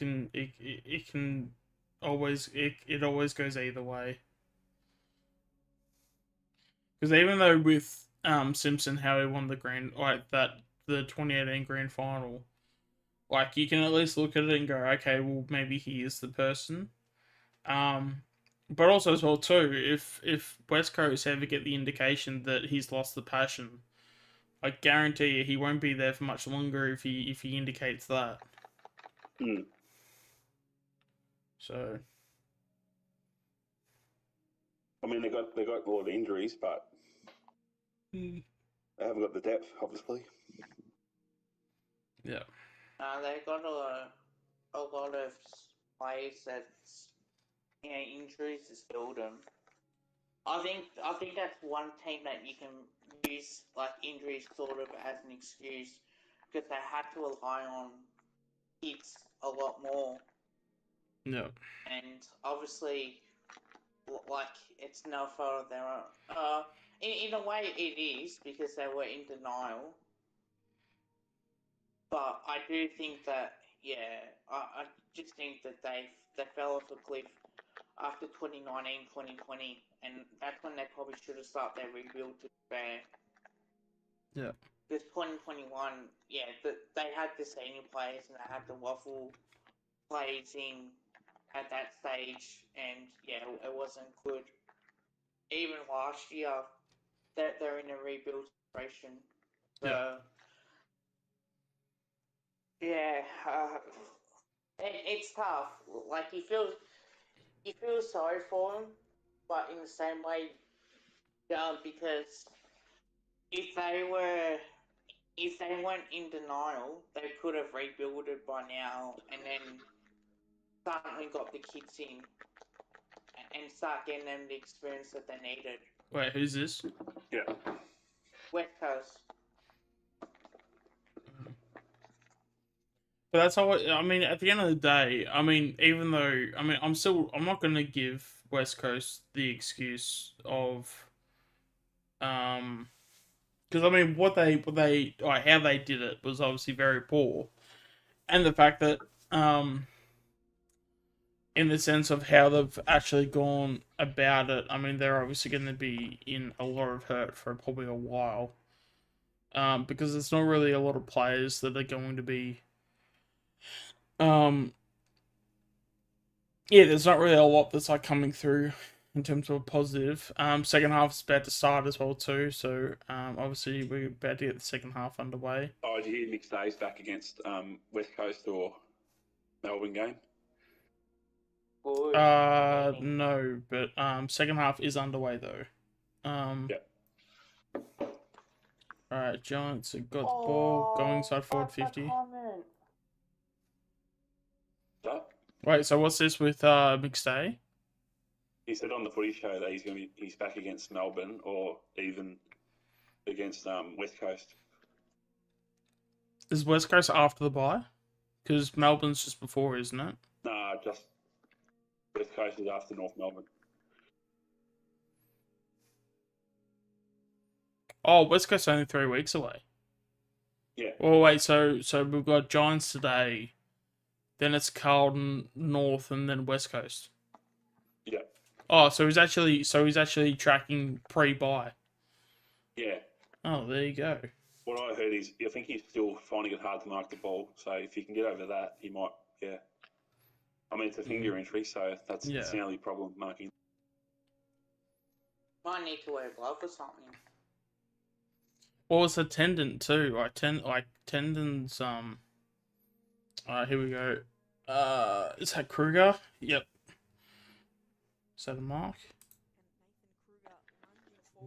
Yep. Yeah, oh, don't be doing that. Don't be doing that. Oh. Is Bianca going to kick that? No, sorry, I was talking about Kruger, because when Kruger was getting up, he was moving his shoulder around. Yeah, he still is. Don't be doing that, Kruger, please.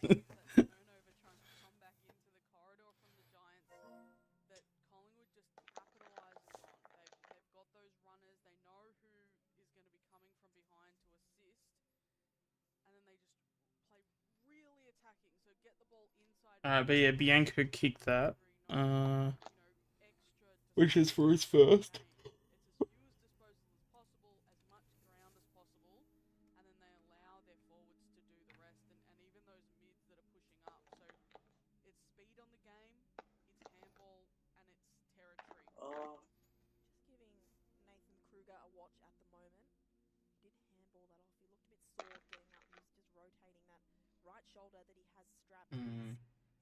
Alright, here we go, Biggie in the Rock. Carmichael. So Allen. Was dealt with, I should say, and then tackle was laid on McRae. So ball up.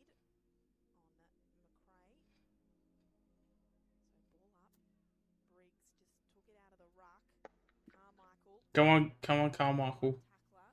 Let's go. The pocket for Booth. Oh, Booth. That's actually a really good gather there. Handball to Glover. Come on, Glover. Two tacklers, snaps on goal. Oh, jeez, just missed. I really thought that one went through then, but behind for Sam at Glover then. Carmichael on 21 touches. Giants coaches, I think, would be pretty displeased with how easily Glover was able to move through that defensive line, break a couple of tackles there. So now the Giants are speed on the ball. O'Connor puts it out in front of Dirksen. He's got numbers inside 50. Come on, defense. Don't know what happened there. My PS5 just froze. Oh, there you go. Probably the AFL game.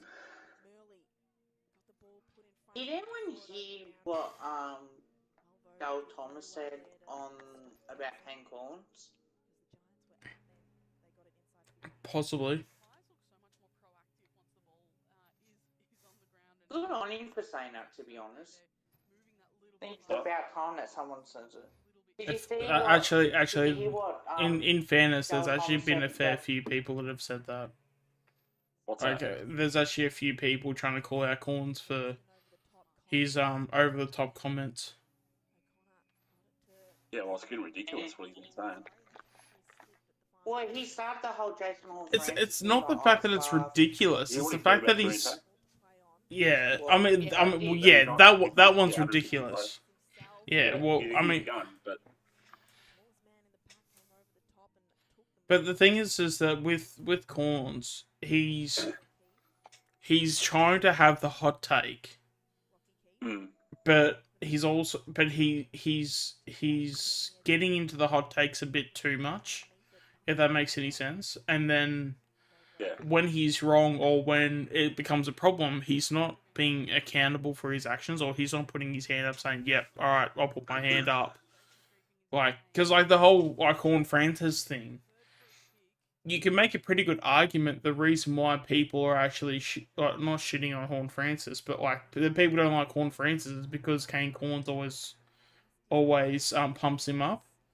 When he will shit on every other player in the comp or everyone outside of or anyone on the Port Adelaide list. But then when it comes to Horn Francis, oh no, it's all good. You know, he just had a bit of a bit of an off week, and people are going, well, hang on, how come you haven't? How come you're not saying it about all the other guys you potted throughout, you know, your time in the media? But then the second it becomes a Port Adelaide player, it's not really an issue. And then on top of it, he then doesn't understand, and then on top of it, like, he doesn't understand that his actions are actually making it worse. That's probably the other thing too. And he had to go get about thinking about the GoPro. It's like, well, who cares, mate? Like, let him have a bit of fun. Let Collingwood have a bit of fun and celebrate the wins. Like, that's something that us fans are enjoying it. You know what I mean? Richmond did it. Richmond did the other night. No one said anything about it. So, in fact, I made a comment on that actually. Richmond done the GoPro thing the other night. But did they say anything on Sunday Footy Show about it, or? Oh, not as far as I know, they didn't. Oh, but because it's Guinea, let's talk about it. But yeah, Sydney want to bring up, let's not disrespect Guinea. Ginnivan.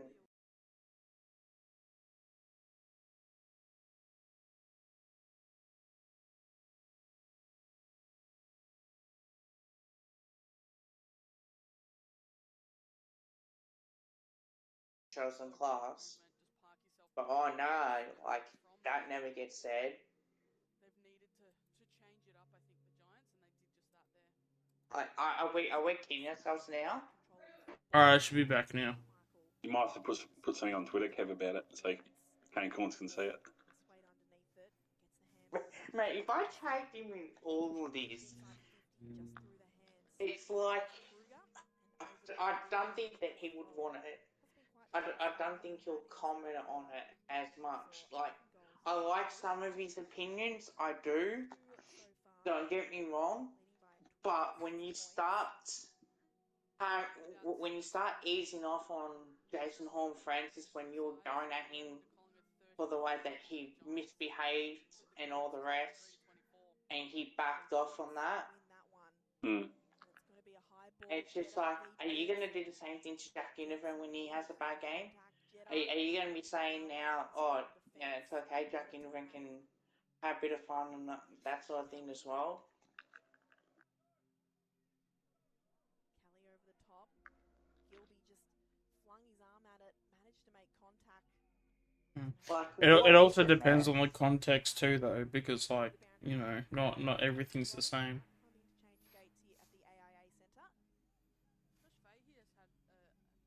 But no, the fact that, because I mean, even for someone like me, and like, I'm sure that there's plenty of people out there that think I'm a Toronto hater. Like, you know, that couldn't be further from the truth. But at the same time, like, I'm not gonna sit here and say that a player's like the best thing going around, because like a lot of people will say, oh, but Toronto's getting like 30 disposals most games and things like that. It's like, yeah, but his efficiency is like 45%. Like, he's another Trelaw, I think. Oh, are you glad that we got rid of Trelaw now, looking back on it? I mean, he's been good at the doggies, like, but I think in terms of the fact of in terms of how much we've been paying him, and the fact that we've had a team to where we've needed players throughout the year in terms of playing well, because at the end of the day, if you're not gonna win games throughout the year, you're not gonna be making finals, and that's really the whole reason why the competition exists, is because you want to make finals. And you know, the fact that if you're gonna have guys that are gonna have hamstring injuries, mind you, in fairness,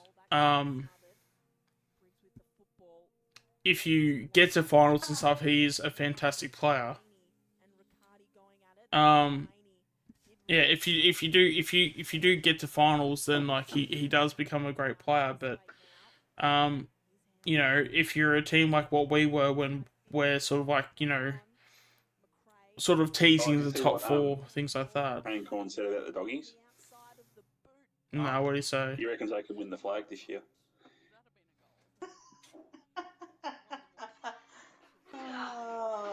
That sounds like something. That sounds like something that I. They played so shit, the doggies, that Carlton nearly fed them, and Carlton went. They were 31 points in front, and they should have been a lot further in front. Yeah. That wasn't the. They might play finals, but I mean, Port Adelaide might make top four, but doggies might just sneak in like last year, I reckon. Yep. Yeah.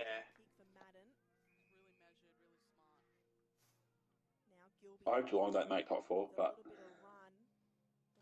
since they get their own home ground, they probably will, because the AFL love them. So. No, Geelong will make top four. Because they get their own home ground advantage, so they probably will. Who will they play, you think?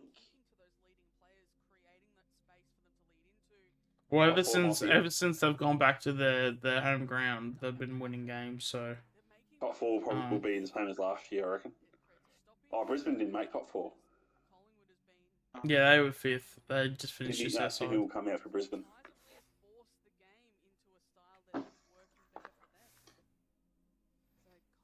Oh, there we go, Carmichael. Actually, how many is he on at the moment? He's on 23 disposals. He's top two because we get a home final. Yeah. I like when we have home finals at the G. It makes us a lot more. I'll probably come down for it, and Sean can get level 1 tickets again. Yep.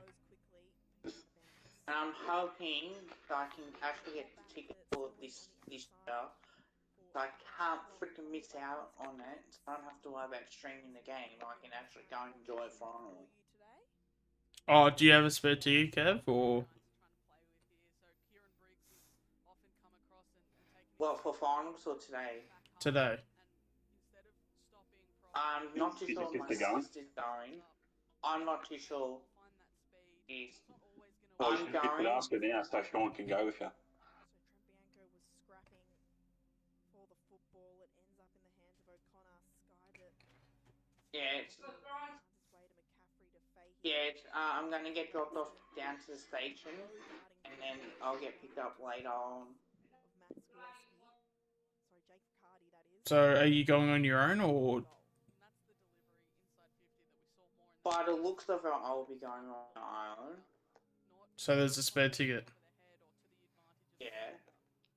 By the looks of it, I don't think my sister's going now, but I'll message you. Oh shit! All right, When I definitely find out. All right, talk to me after the stream, then. Ooh. How long does it take for you to go to the G? Half an hour? Oh, at least. Well, now what they've done now, is that trains are running, which is about time, and I can actually get off at Narrowland Station, and not have to worry about walking further to get the bus.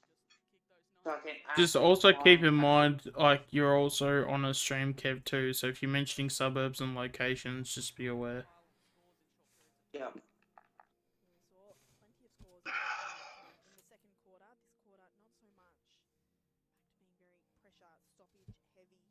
I can't believe how packed Richmond Station gets after a game. Hmm. Begg's got 6 tackles. Now. Is it Dollymont or Richmond? Richmond. Begg's actually got 6 tackles. Beg. Yeah. Yeah. Right. If you actually look at his stat line, there's no stats that are like massive, but like every one of them is like, he's basically like 8s across the board, pretty much. Like if I go into his tackles, he's got 5 kicks, 2 marks, 5 handballs, 6 tackles, and 8 hitouts. Like he's not standing out in one area, but he's got like a whole bunch in like all the areas. If that makes any sense. Yep.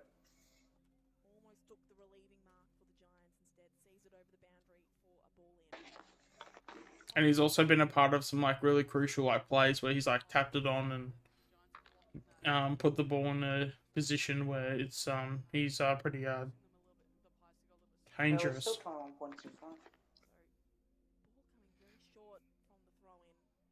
And speaking of Begg, he might get a free kick here. There you go.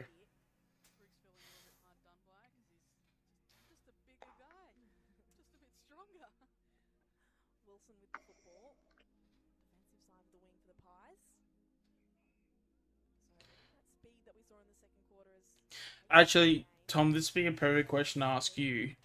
So, watching the VFL at the moment and watching Begg, do you see like how big, how much of a difference he is in size now? Yeah. Yeah, he's huge.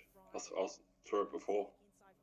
I mean, you've been close to him before. Like, does he look, in terms of muscle, what's he look like up close? Oh, he's pretty big. Yeah. Yeah, I'd definitely try him as a key defender.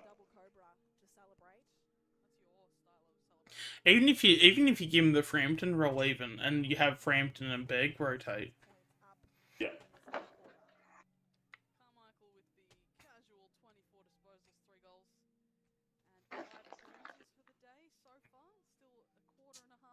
Five clearances apparently Carmichael's got with 24 disposals and 3 goals. So I reckon, I mean, in fairness, I reckon Carmichael should be delisted after this game. Fucking pathetic. Yeah. I reckon he should be sub next week. I reckon. Oh man, he's definitely earned it if that's the case. Melbourne, we could rest. I don't know. We won't rest Sidebottom because he's 300 game. No. Well, I mean, we won't rest Pendlebury because he didn't play last week. Week before. Hmm.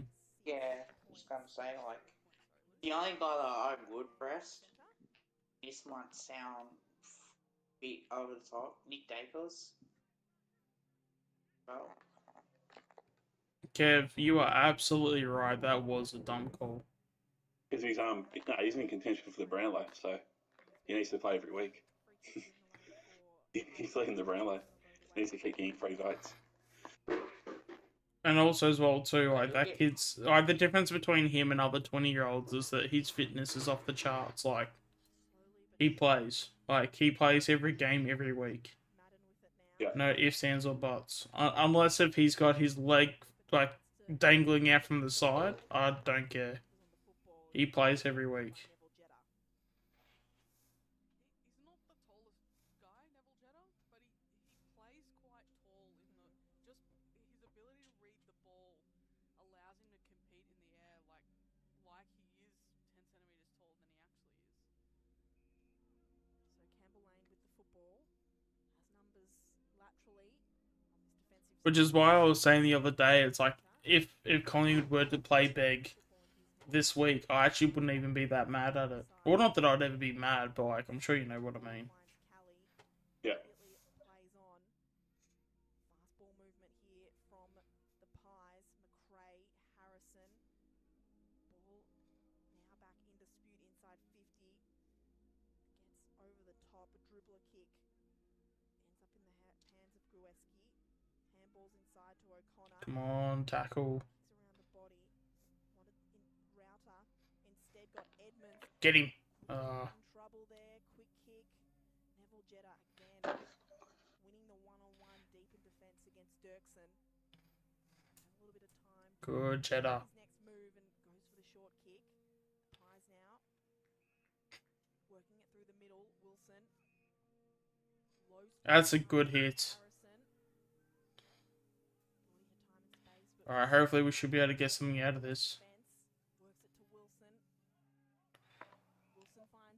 Hit him. Oh.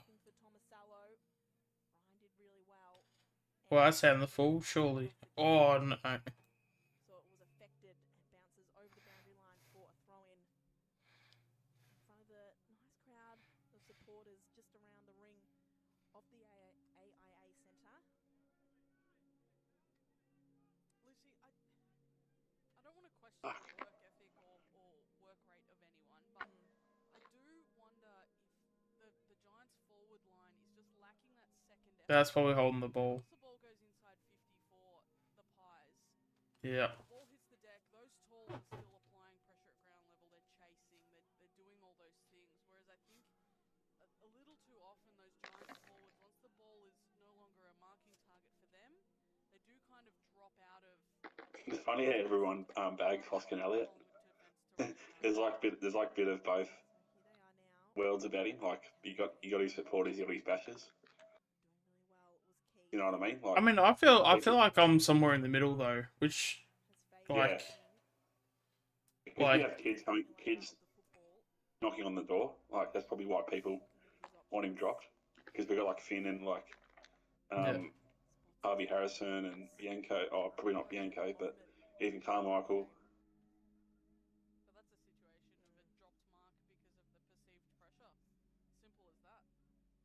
So McMullen could have just taken it on the chest and dropped it, as Jimmer mentioned, from that perceived pressure. Numbers still around the football inside the Giants 50. Still in dispute. Here comes Dirksen. A bit of space to work the football.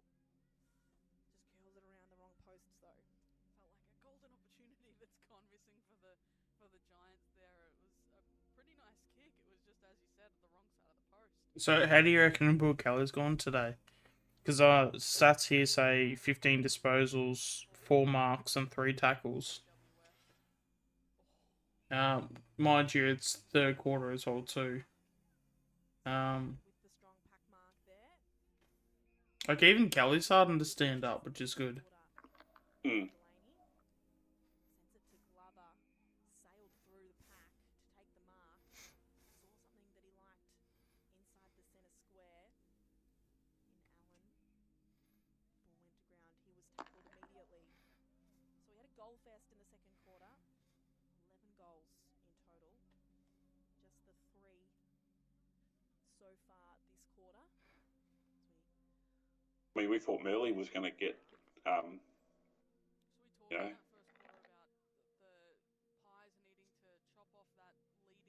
Yeah, I think. Well, I mean, in terms of like his efforts and stuff. Well, I mean, the other thing too was you know, I mean, I had someone tell me, I think it was just after we drafted him. Someone told me that like the kid, like in terms of the talent, like Merle has the talent to play at AFL level. His only issue was injuries, and if he can keep his injuries in check, he should be alright. That's actually a pretty good goal from the Giants there, actually. But yeah, and that's the thing. I mean, one of the things that Merle does do well is that I think his availability is his biggest strength. I think the fact that he's also a rookie now too, means that, you know, he's an option where he's pretty cheap in terms of if we're going to use him. And he's got the football smarts, so yeah. But at the end of the day, like if you're gonna draft 3 kids, and then if you're gonna bring in 3 or 4 players through the trade period, like that's 6 to 7 players you're gonna have to delist.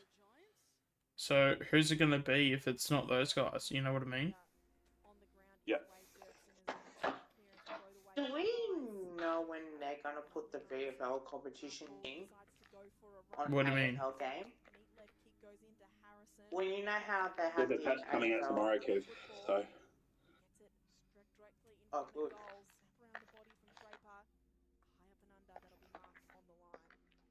Wait, okay, I absolutely enjoy it. Because, yeah, I haven't heard much. Except for maybe, the only thing I've heard is Carmichael has that 3 now. Carmichael's got 3 goals, 24 touches.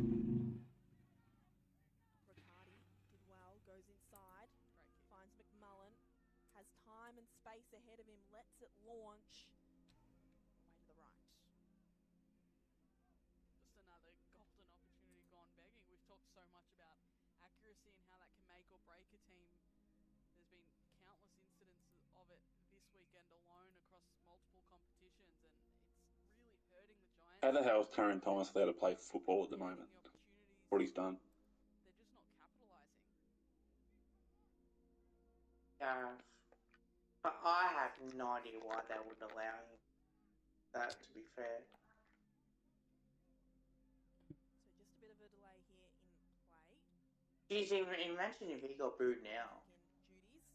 Actually, have you noticed as well too? We actually haven't had any guys that have like signed any contracts lately. Have you noticed that? Nah.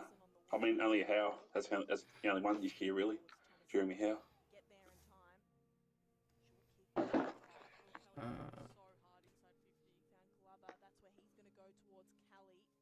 Yeah, I don't know what's happening. I mean, with Carmichael will get a 2-year deal, I reckon, soon, with the way he's playing at the moment. Even 3 years, I reckon. No, I reckon with the way Carmichael's going, you give him a 3-year deal. Yeah, 3 years is good. Especially if you do like a 3-year deal and you stretch out the 3rd year, or you stretch out the money.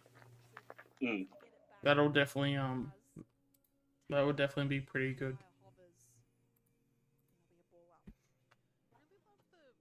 Who's first, you reckon, Finn or Carmichael? Like, in terms of getting a game first. Like, because Finn's been doing it for a while. Carmichael's been good the last... Like, even all year he's been good in VFL. Because he's been sub once against Richmond. I'll have to see. In terms of their history, in terms of what the club would do, going off their history, I'd say they'd pick Carmichael over Finn.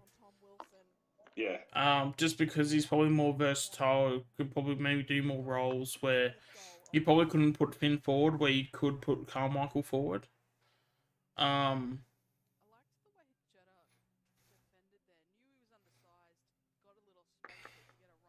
It's both neck and neck. Like,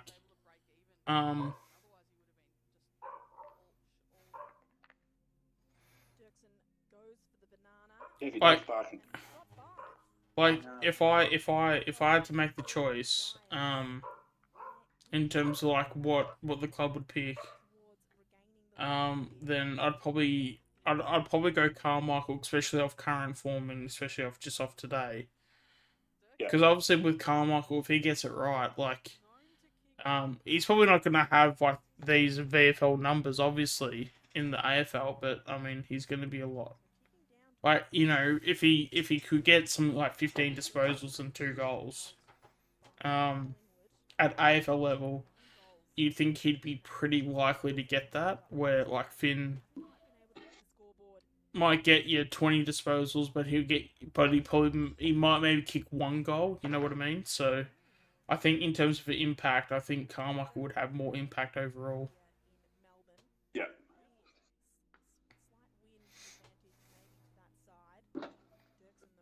Has Finn been scoring goals or not really? Compared to Carmichael, he's not even close. Here we go. I think we've just... There you go. Merely kicked 3. Oh my god.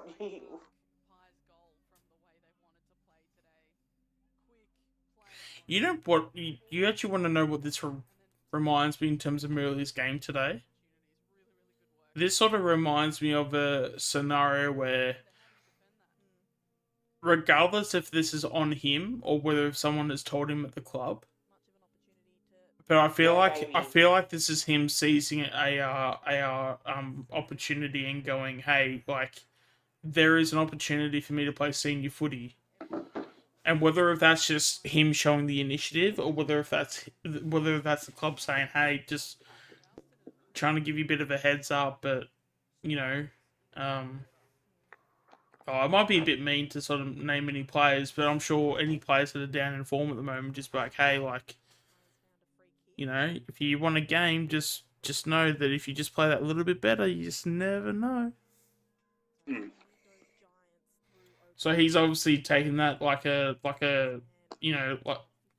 shark with, like, you know, the blood in the water.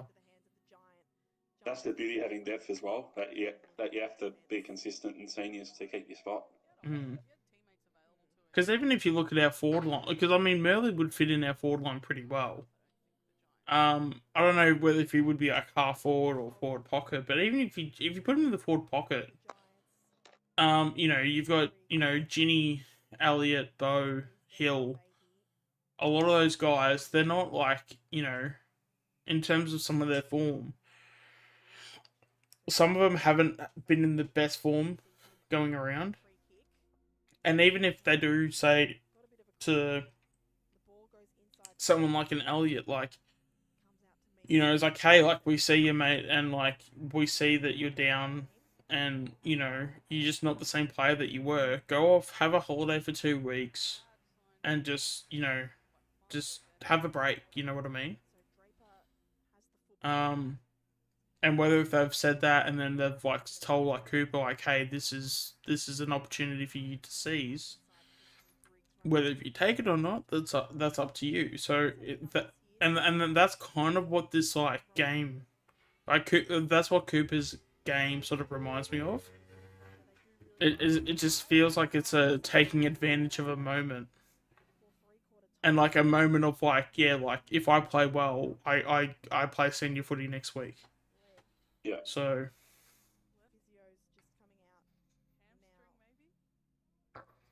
And maybe that's also why Carmichael's also, you know, playing as well as he is too.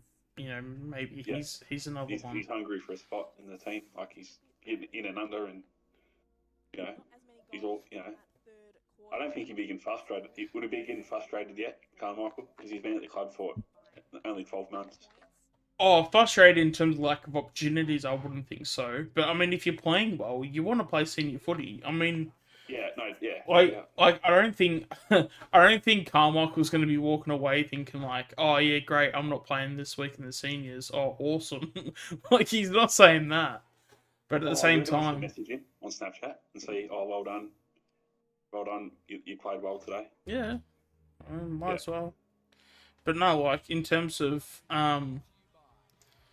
what's it called? But no, but in terms of like opportunities and stuff, like, you know, regardless if it's your first year or your 15th year, like, you always want to play senior footy. So Yeah.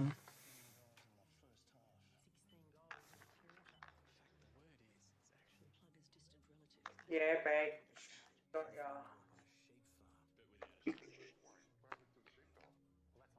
I saw Jen and Matt. I think Jen and Matt were posting photos in that, like they're on the huddle at the game at the VFL. Yep. So yeah, I think they were like near like Kruger and Begg and all that. Which is you should really talk to them in the huddle, yeah. Like if they're like talking to the coach, like say if they're like not talking to the coach, you should really talk to them. Is that right? I mean, it's just common. Like as long as you use common sense. I mean, if no one's talking to them and they're just chilling, and you're just saying like, "Hey, like, awesome game, keep it up," sort of thing. If they're drinking if they're having their water, like if they're drinking like water or something, or if they're like talking to one another, or not the coach. Yeah, it's more in the sense of like if the coach is telling them something or there's information or things that they have to do.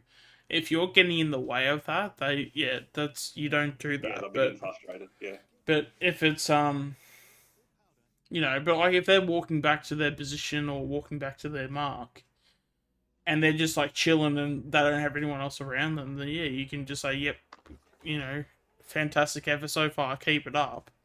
They're not gonna give a shit. You know what I mean? Even at half time when they're going to the rooms, like you could say, you could say that.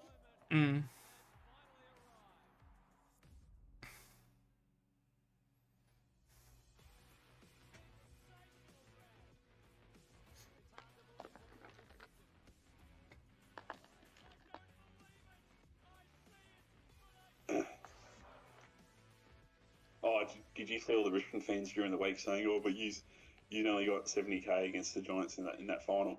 We got 95k in the prelim." I mean, I'm not going to be worried about people that are past their prime. And a once in a generation of eras of AFL footy for Richmond. So. Oh my god. The era is done, and they got to move on. And they're not going to come anything close to 3 premierships in 4 years in a long, long time. I mean, yeah, they haven't won a 4-peat, so. I mean, they didn't win. They didn't win 3 in a row like Hawthorn and Brisbane did. So.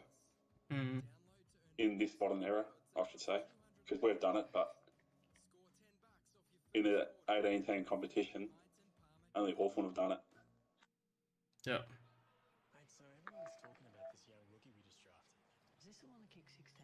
I mean, we could have done it if we kept Moldhouse, but Eddie was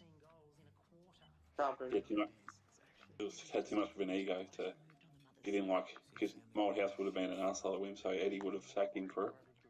You can't you can't treat Precious Eddie like that.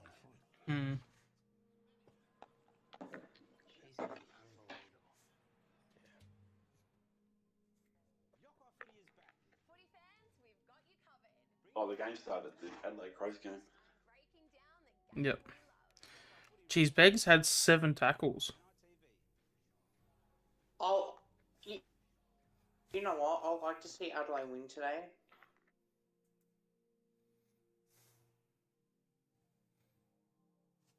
Oh, why is that, Kev? Why? Because it helps us, Kev. Yep. You do know you can be neutral every now and then. That is possible. I mean, I tipped Adelaide, so. Yeah, I think they're a bit too strong. Oh, you kidding? I'm actually surprised you haven't. I'm surprised you haven't brought up Carlton. It's been about 20 minutes. Are you okay, Kev? I'm fine. Yeah. Oh, I thought you would have wanted to talk about your favourite team. That's all. No, thank you. I was ravished.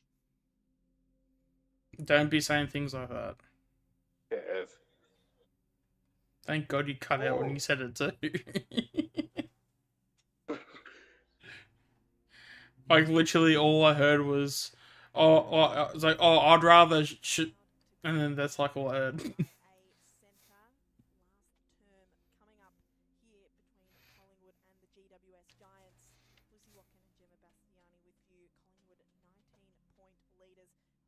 It's all right, Kev. We know how much you love Carlton. It's all right, buddy. Have you bought the Gold Coast membership yet?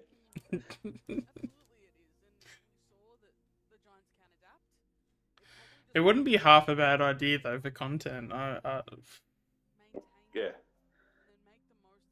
Last quarter got to start, boys. Mm-hmm.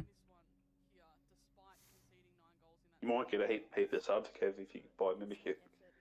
That could be part of the package. You get 2,000 subs on YouTube. Especially when especially when you got all the Gold Coast Sun members, all 2,000 of them, you might be able to get 2,000 subs. And you'll get money for it. You'll get your YouTube channel will be what's it called? Where you get money, but where you donate money. When you get monetized. Yeah, monetized. Yeah. I mean, Scoop has it now, so.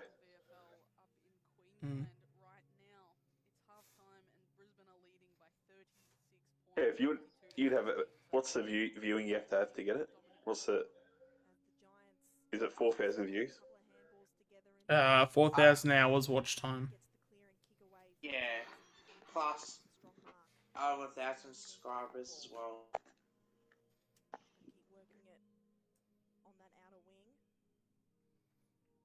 There we go. Will Kelly's got it on the wing as we start the fourth. 45 seconds in.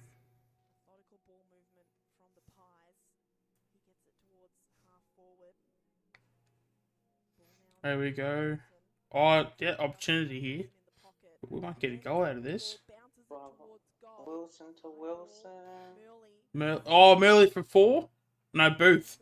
Booth has got it. Yeah, Boothie. Let's go. Do you even know his first name, Kev? Jacob Booth. Okay. Is Huswaite playing or is he still injured? Did he get injured? No, because he was suspended for 2 weeks. But that was like ages ago. Because the first week was the Essendon game. Because it was 2 weeks, or it was like a third if they appealed. So maybe they appealed and he got a third week. Jake Long.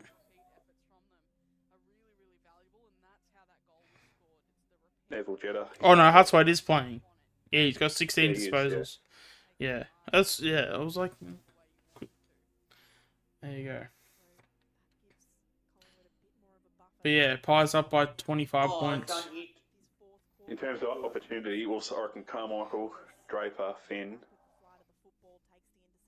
and you could say Bianco are definitely like. What about Draper? Even. How come Draper? What's Draper done? He's got 18 touches, 13 kicks, 5 handballs, 4 tackles. Done alright. Yeah, I mean, he's definitely one of the best. Games. Yeah. But I think I'd probably want a bit of consistency from him, though. Yeah. Like, what he's done is great, but you need to back it up and you need to do it every week. Yeah, he needs to back it up. Like, I'll even say, like, Beggar's done pretty well. Like, I'm just trying to look through the stats at the moment.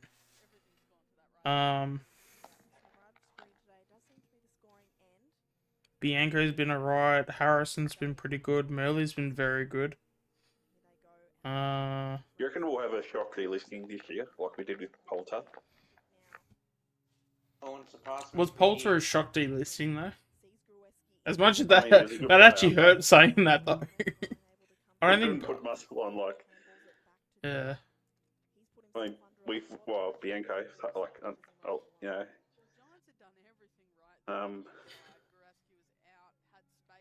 I don't know if Bianco would be a shock delisting. I mean, because even like Ian McMahon wasn't really a shock delisting at the end of the day, like. Because it was more the fact that we wanted those guys to stay, but at the end of the day, like, someone had to go. You know what I mean? Yeah. So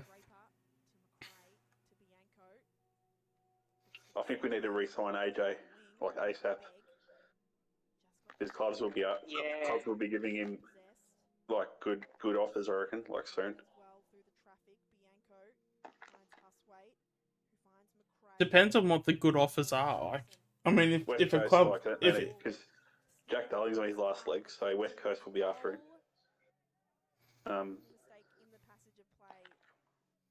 But that's the thing. If West Coast are willing to give a second round pick, and their second round pick, You take it. I'll take it. Like second I round would, pick, yeah. I would take it. Like as much, and I'm sure for obviously for the people that are watching, like I love AJ, like Yeah, so do I. but yeah. like at the end of the day, like you're always gonna have turnover at your club, and I mean it's tough because Kruger at the moment, Kruger has no trade value. Cricket, yeah. I mean, he's contracted, but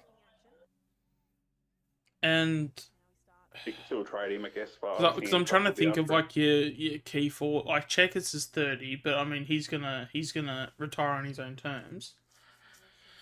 McStay's probably gonna do the same, and he's signed a 5-year contract, so he's in his first year of 5 years.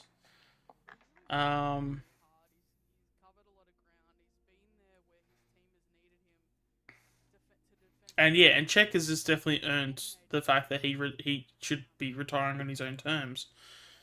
And I think the Crows will be after AJ because they've got enough tall forwards because his brother's there. So no, as I said, you offer a mid to early second round pick. I'll be shipping him off myself. And I know that people will probably take that in the wrong way, but like at the end of the day, someone's got to go. Yeah. I'll get up our list. Yeah. Or even if you do like I don't know, Port Adelaide would be interested, but I'd trade AJ for Mitch Georgiadis. Yeah. Oh yeah. Especially considering he's done that ACL, because if it was pre-ACL, then would probably have to throw in like a 3rd round pick or something. But I mean, now that he's done that ACL, Kelly, Roscoe, Bianco, Wilson,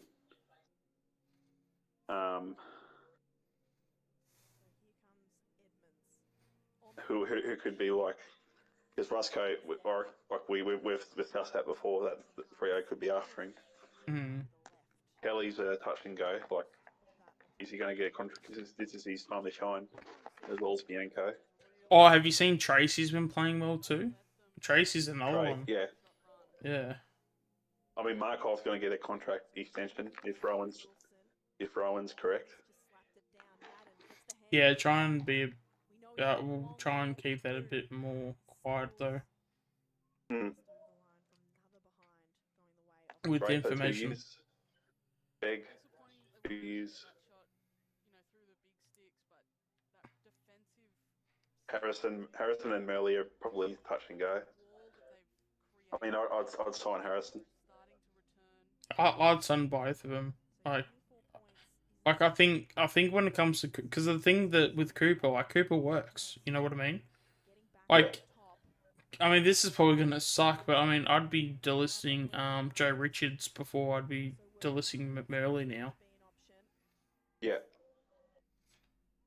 I reckon Richards will be on the. Oh, he's contracted, but yeah, he could be a rookie contract, I guess.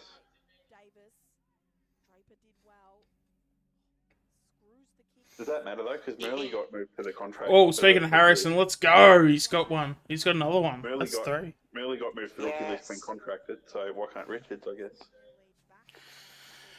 Well, I mean, I'm sure. Hardwick will last for Richmond at the end of the year. We're not. No, we're not talking about Hardwick right now. But no. But when it comes to like, it's even with like Cooper now, like, because the thing is that even with like Harrison and Cooper, like you can even have them as forwards. You can even treat them as the beams and side bottom of 2009. You know what I mean? Mm.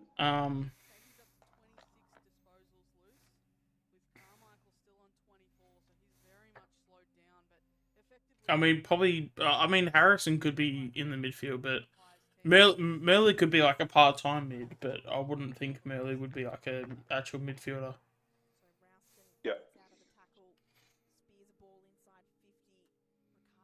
No way.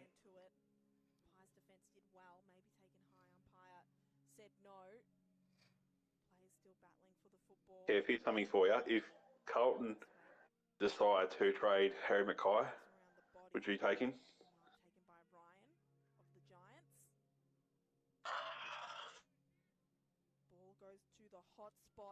Oh God. No. I wouldn't. If it was for Charlie Kerner, yes. Wait, so if Harry McKay came as a free agent, but then the club came to you, Kev, and they said, "Hey, you've got the final say. Should we go after him? He wants to come to Collingwood." As a free agent, you would say no. No, I wouldn't, because I don't trust him in. I mean, he's contracted for like I think another 6 years, but if they wanted the first round pick, or probably 2 first round picks. No, but like if you're talking about just as a free agent, basically coming for free. Yeah. You take that every day of the week. The only issue is he's on 800k a year, so we'd probably have to take that contract over because he's getting across. That's fine though. He's like him in his prime. He's worth 800k. He's still young as well. He's like 26, I think. Like that's not a like. He might be a better pickup than Ben King. Yeah, I mean, obviously with the way he's playing his footy right now, yeah, it's a bad contract, but you get him playing. Yeah. Yeah, that's my only issue. Like he can still mark it well. He's a good marker, but he can't. He kicks the bloody snap. I can't believe what I'm hearing right now. 20 meters out, he kicks it out. He kicks the snap instead of drop punt. But you realise a lot of his downfall was due to more him being at Carlton than anything else. There you go, another goal for Collingwood. Yeah. Yeah. I mean, have we not learnt anything from Billy Frampton? Like, Well, I think if you can put, I would be open to the idea of having Mackay, only because if there's any team that can turn him around, is Collingwood with a strong culture. You're saying it as if it's like the hardest job in the world to get him into good form.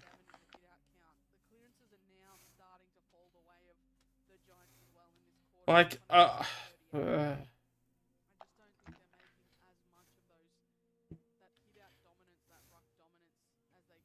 like if Harry Mackay came to Collingwood in Collingwood colours, in his first year alone, he'll probably kick 80 goals.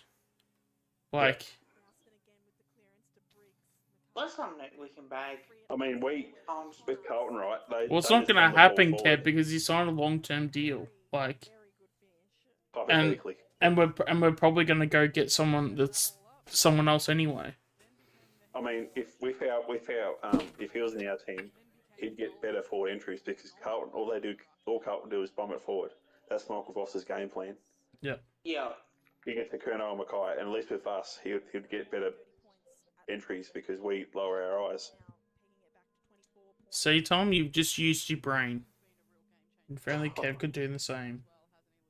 I mean, if Carlton want to trade him, his contracts, he can still be traded like we saw with Grundy. He can still be traded, but it's just a matter of if we want to take the contract on, like take it over. I'm telling you now, if he walked inside the club, he would be worth 800k. Yeah, easy. Yeah, without a doubt. He wanted Collingwood, for God's sake. Like Kev, I'm actually disappointed. Actually, I'm disappointed. I mean, I know I'm laughing, but I'm actually kind of half serious. The fact that, like, especially as well, because you said that you backed in Frampton, yeah? Are you there? Yeah, I'm here. So you backed in Frampton, yeah?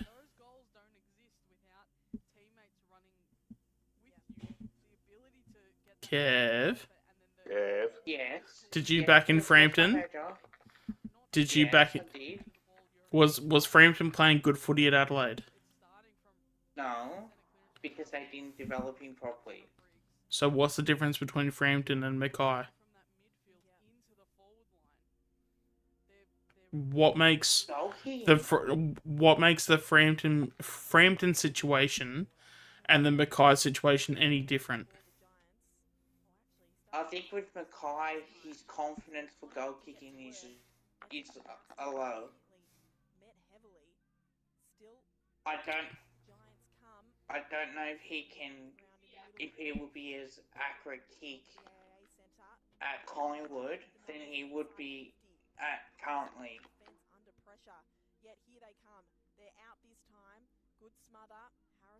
If Billy Frampton can kick goals, like he can play multiple roles. Back, ruck.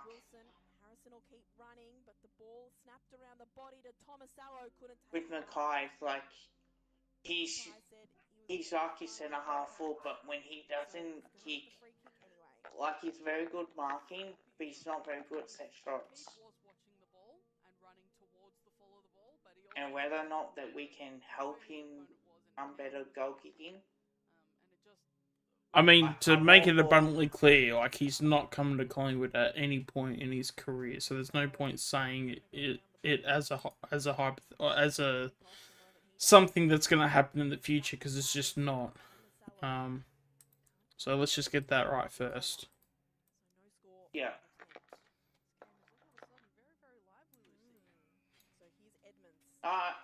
He needs to work on his goal kicking.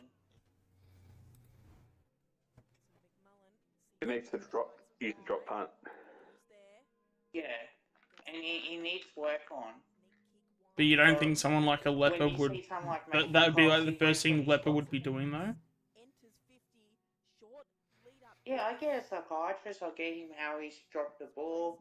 I'll get all that worked in and see if he can help him. Try to provide that help on what we can do. If Carlton got Brendan Favola in, Kev, to help him kick a goal, would that help him? Yeah, I think it will be. Because he can kick a goal. Favola. Yes. Oh no, John's gone. Bummer. Thought we kicked one.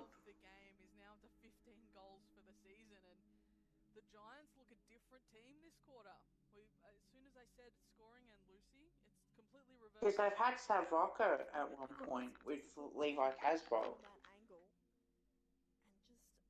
Casbolt's done well at Gold Coast. Yeah, and then when they did that, he actually improved his goal kicking. So when they actually... But that's the thing, Carlton don't always do that. Like, that's why Mackay is where he is.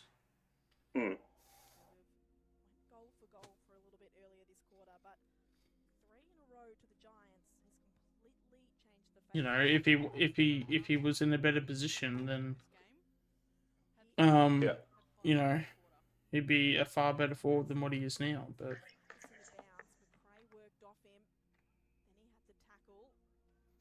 like, I'm just shocked how, like, you know, we've literally just gone through the whole process of what, you know, what happened with Frampton, and yet for some reason we can't. Well, mainly you, Kev. The fact that you can't see the fact that there's some positivity in getting Mackay in is... I think he's a good marker and he's a good field kick, but his goal kicking is a concern. That's my only iffy on that. Are the Giants coming back a bit? Yeah, 2 goals in it. How long to go?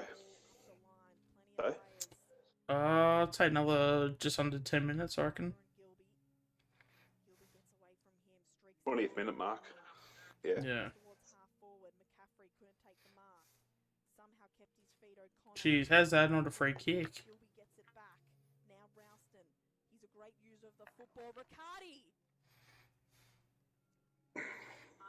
Straight into the leading lane for Jake Riccardi. Rose up, took the mark. And this could get very interesting if he kicks this one. But yeah, for someone that's willing to back in Frampton, Kev, I'm absolutely shocked that you wouldn't back in Harry Mackay. Yeah.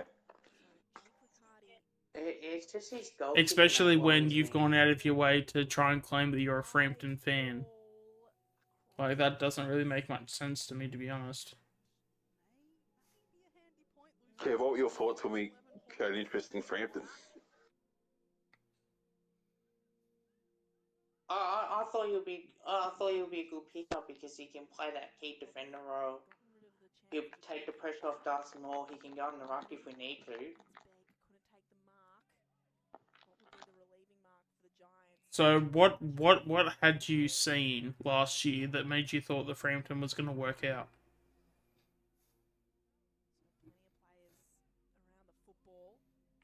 Well, Frampton's been playing ruck and defence, right, for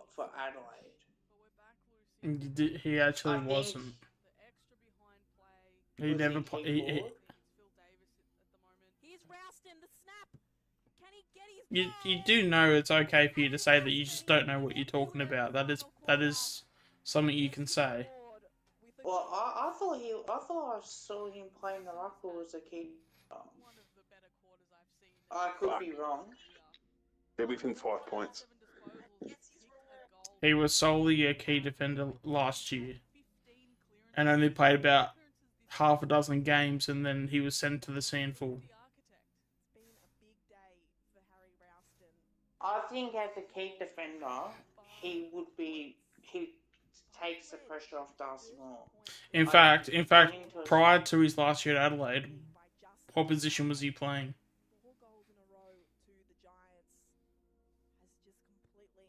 Ruck. That's my guess. Alright, we're gonna have to have a conversation after this stream then. At least I said it was a guess.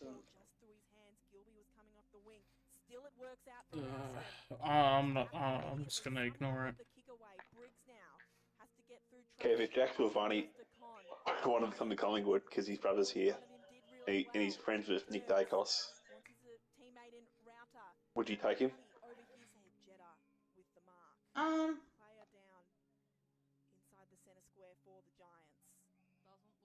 And with how Stephen Silvani doesn't like Carlton now. Yeah, so Kev, would you take Jack Silvani? He's basically a Reef McInnes, like a third tall. Or a Checkers. So Kev, I think he will be handy. I would take him because he can be that second or third rock. Third rock. Well, or third rock. Okay. Appreciate that.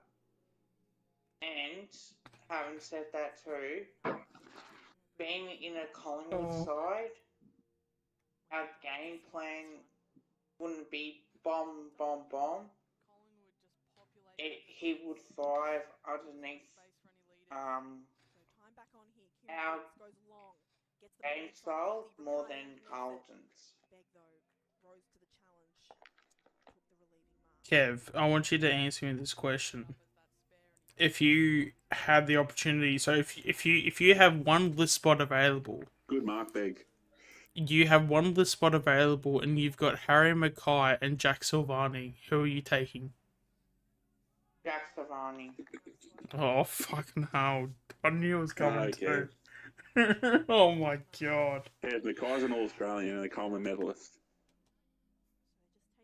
And Jack Salvani's lucky to be on the goddamn list.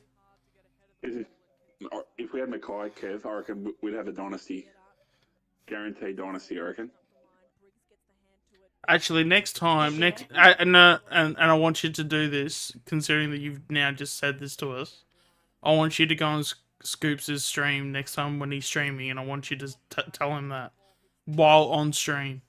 Because you'll get clipped, I reckon. Oh, you'll be very popular, that's for sure. Watch out for Graz, Kev. Oh, speaking of it, the research.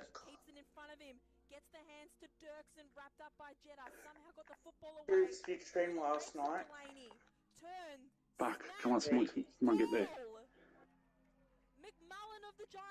Come on, Jeddah. Oh, fuck. Oh. No. Fuck. Wait, is that actually? They're actually in front now. Fuck. Fuck off, Giants plus orange backwards. We need a point, like soon, for a goal.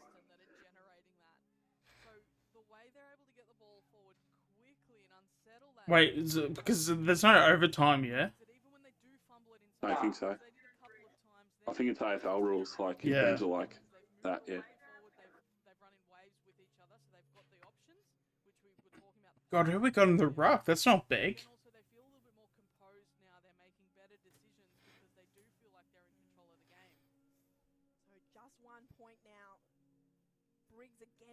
Come on. No clearance this time for the Giants. Pressure coming from the Pies. At least we got Carmichael in the middle. Come on, Josh, tackle. Good. Another stoppage in the middle of the ground.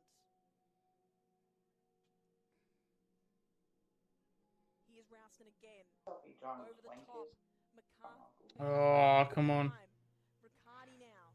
Couldn't quite win that contest. Hardrew under pressure. Glover. Yes, let's go. Come on. Is that Bianco? Come on. Oh, Kelly dropped the mark. Oh, come on, Finn. Let's go. Who is that to? His handball missed the target. Harrison wanted just to get a player inside 50. Couldn't find one. Numbers with the Giants defense.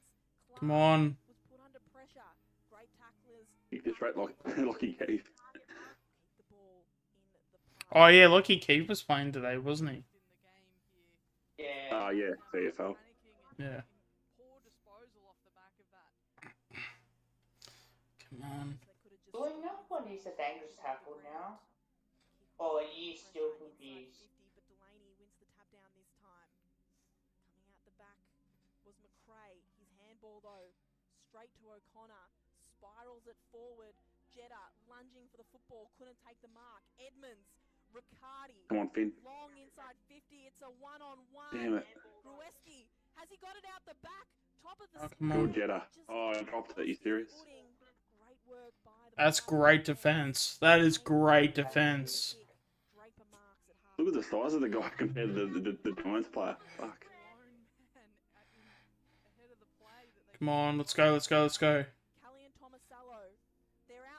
Yes, let's go. Come on, Wilson, kick it.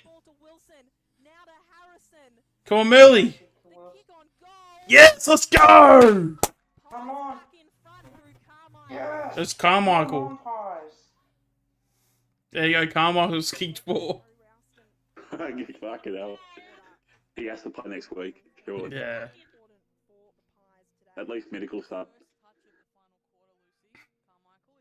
Are we playing next week, Carlton? Yeah. Yep. Blow the siren, come on. Blow the damn siren.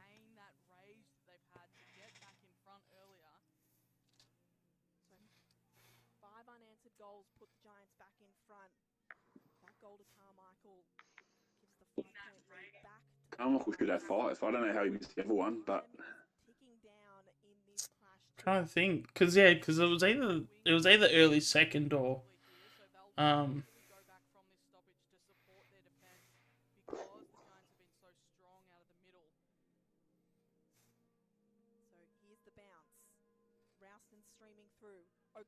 oh, come on, Finn. Oh, here we go. Purcell, I think. No, Delaney.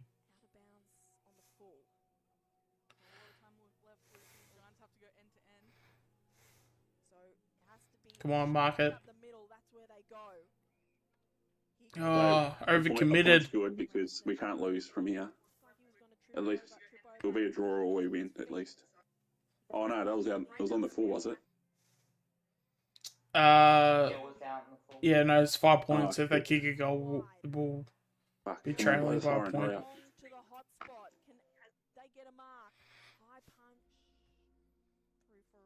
Alright, good punch.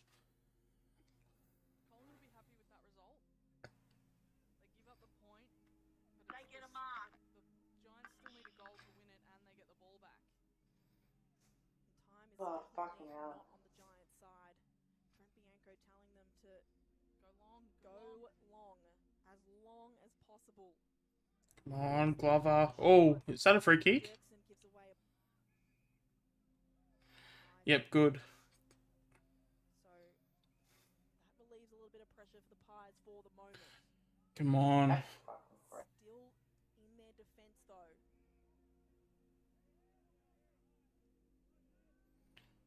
7 out of 8 now. Crow's too good. Oh, Crow's winning. Alright. Oh, good tackle. Come on, Merley.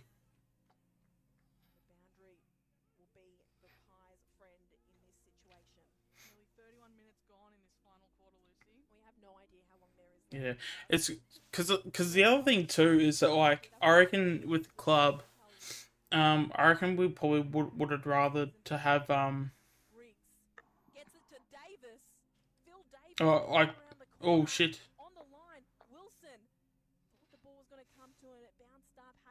Oh, Wilson's playing defense, which is good. Edmonds got himself into a very dangerous position. Harry Ralston, where is he?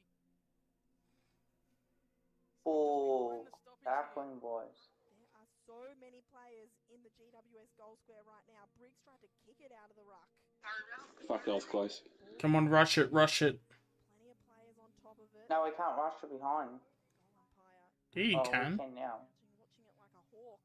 Lucy, this is very reminiscent of a very famous Western Bulldogs Adelaide AFL. Just punch it through the points. There was a smother on the line to save that one. Riccardi in the ruck. Come on. Edmonds immediately. It's going nowhere. Time's ticking down. Collingwood lead by 4 points. We're inside 50 for the Giants. Blood rule is called too. Who's got the blood rule? Oh, it's one of our guys. To close out this one at the AIA Centre, Delaney's getting sent off. So Begg's coming in as the tall stock. Wait, is Begg already on the field? Okay, yeah, it looks like Begg's already on the field. Okay, there you go. Because I was about to say, why is Begg on the bench? Surely Will Kelly, Ruck. Is Begg coming back on? Yeah, Begg's coming back on. To create that little bit of space. Just punch it through for the points. Now from the ruck on to Sikan. Gotta be careful, not deliver it. Yeah. Oh, isn't there a rule where if it hits it out on the full or something like that, it's out on the full? Yes. Okay. Yes, if it hits out on the full, it's a free kick for deliberate. Ball up inside the Giants goal square. Begg taps it out towards the pocket. Yes, come on, let's go. Gets around one. Low kick looking for Oh no. ends up in the hands of Madden. Come on, Madden. Gets around Wait, why am I saying Madden? now. Has to send it long. Goes for the handball. Come on. McMullen kicked the goal to put them in front moments ago.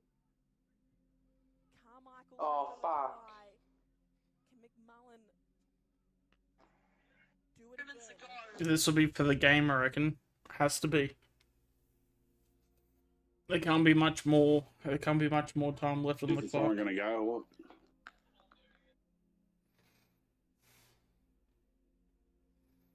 If he misses, I hope the siren goes. So the slow approach from Toby McMullen. Can the 18-year-old put it through the middle? He's got it, I think. Absolutely Yeah, can. shit. Come from everywhere to celebrate. Toby McMullen He puts gets the on Giants its up by 2 way. points, and there's not much time left here at the AIA Centre. No. Absolutely incredible, Gemma. You're kidding. I'm speechless. Ugh. Been able to fight back. Backs against the wall there, but also once Collingwood had got that clearance from that. Weren't we up by a fair bit too? They looked like 20 Probably 20 points. they were just going to slingshot back into their forward half and it'll be all over. Could have sworn we were up by like No. 5 goals, like 5-6 goals. Need a quick clearance. I mean, they were in front by like 5 goals, I think. Mm. I'd say there'd be about, what, 90 seconds left?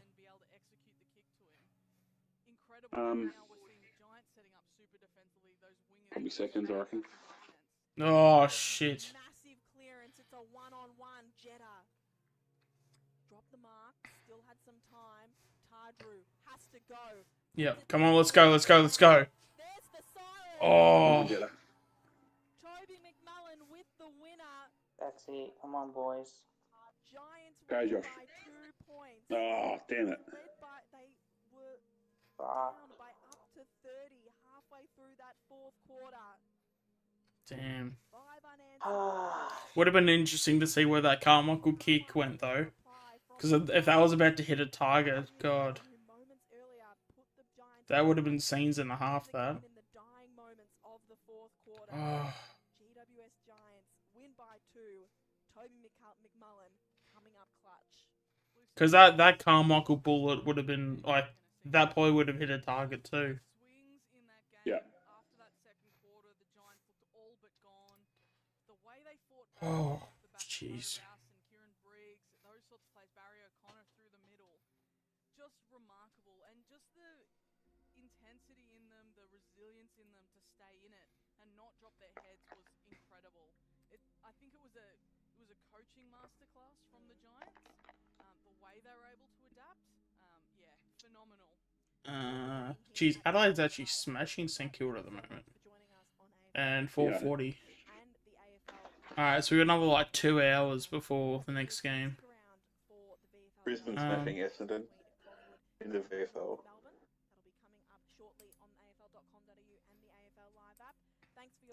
Oh, I was thinking of obviously I'm not going to stream it, but I might watch the Bulldogs VFL game. Yep. Because Jordan Sweet's playing in it.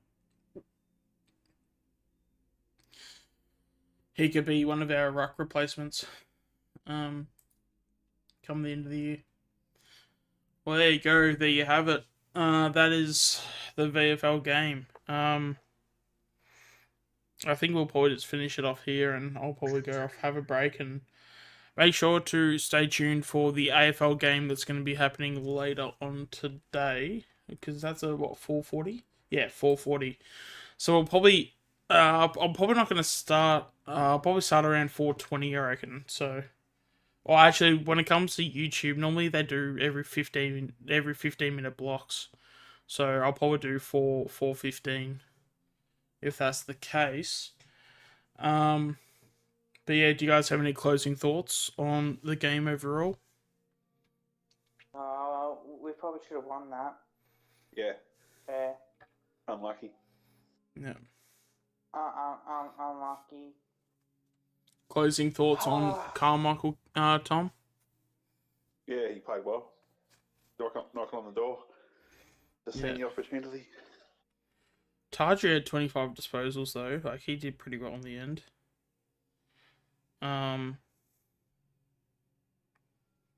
Yeah, so just going through, just for the quick stats, Carmichael had 28 disposals, 4 goals, 4 marks, 4 tackles. Tardrew, 25 disposals, 4 marks, 3 tackles. Draper, 23 disposals, what's that? 5 marks and 4 tackles. Probably. Would you say that's his best game for the club? Yeah. The game against who was it? A few weeks ago. Yeah, I think I know the game you're talking about, but I'm just not coming to Essendon, was it? I think. Yeah, I think it was the Essendon game. Well. Yeah. But I think he played better than that game. Yeah. Finn had 23 disposals and had 2 marks and 6 tackles. Play North Melbourne next. That'll be a hard game because they're a good side in the VFL. Yeah. Harrison with the 3 goals and 18 disposals. He did pretty well today. Cooper Murley probably deserves a bit of a shout out too. I believe did he kick 4 or 3? He kicked 3. With the 12 disposals, 5 tackles as well. So he did a lot around the ground, even 6 marks too, which was good. Yeah, no, there was definitely a lot of contributors, like even Kelly with the 17 disposals. Jacob Bryan with the 17 disposals, Begg with the 15 disposals, 3 marks and 7 tackles, and the 9 hitouts.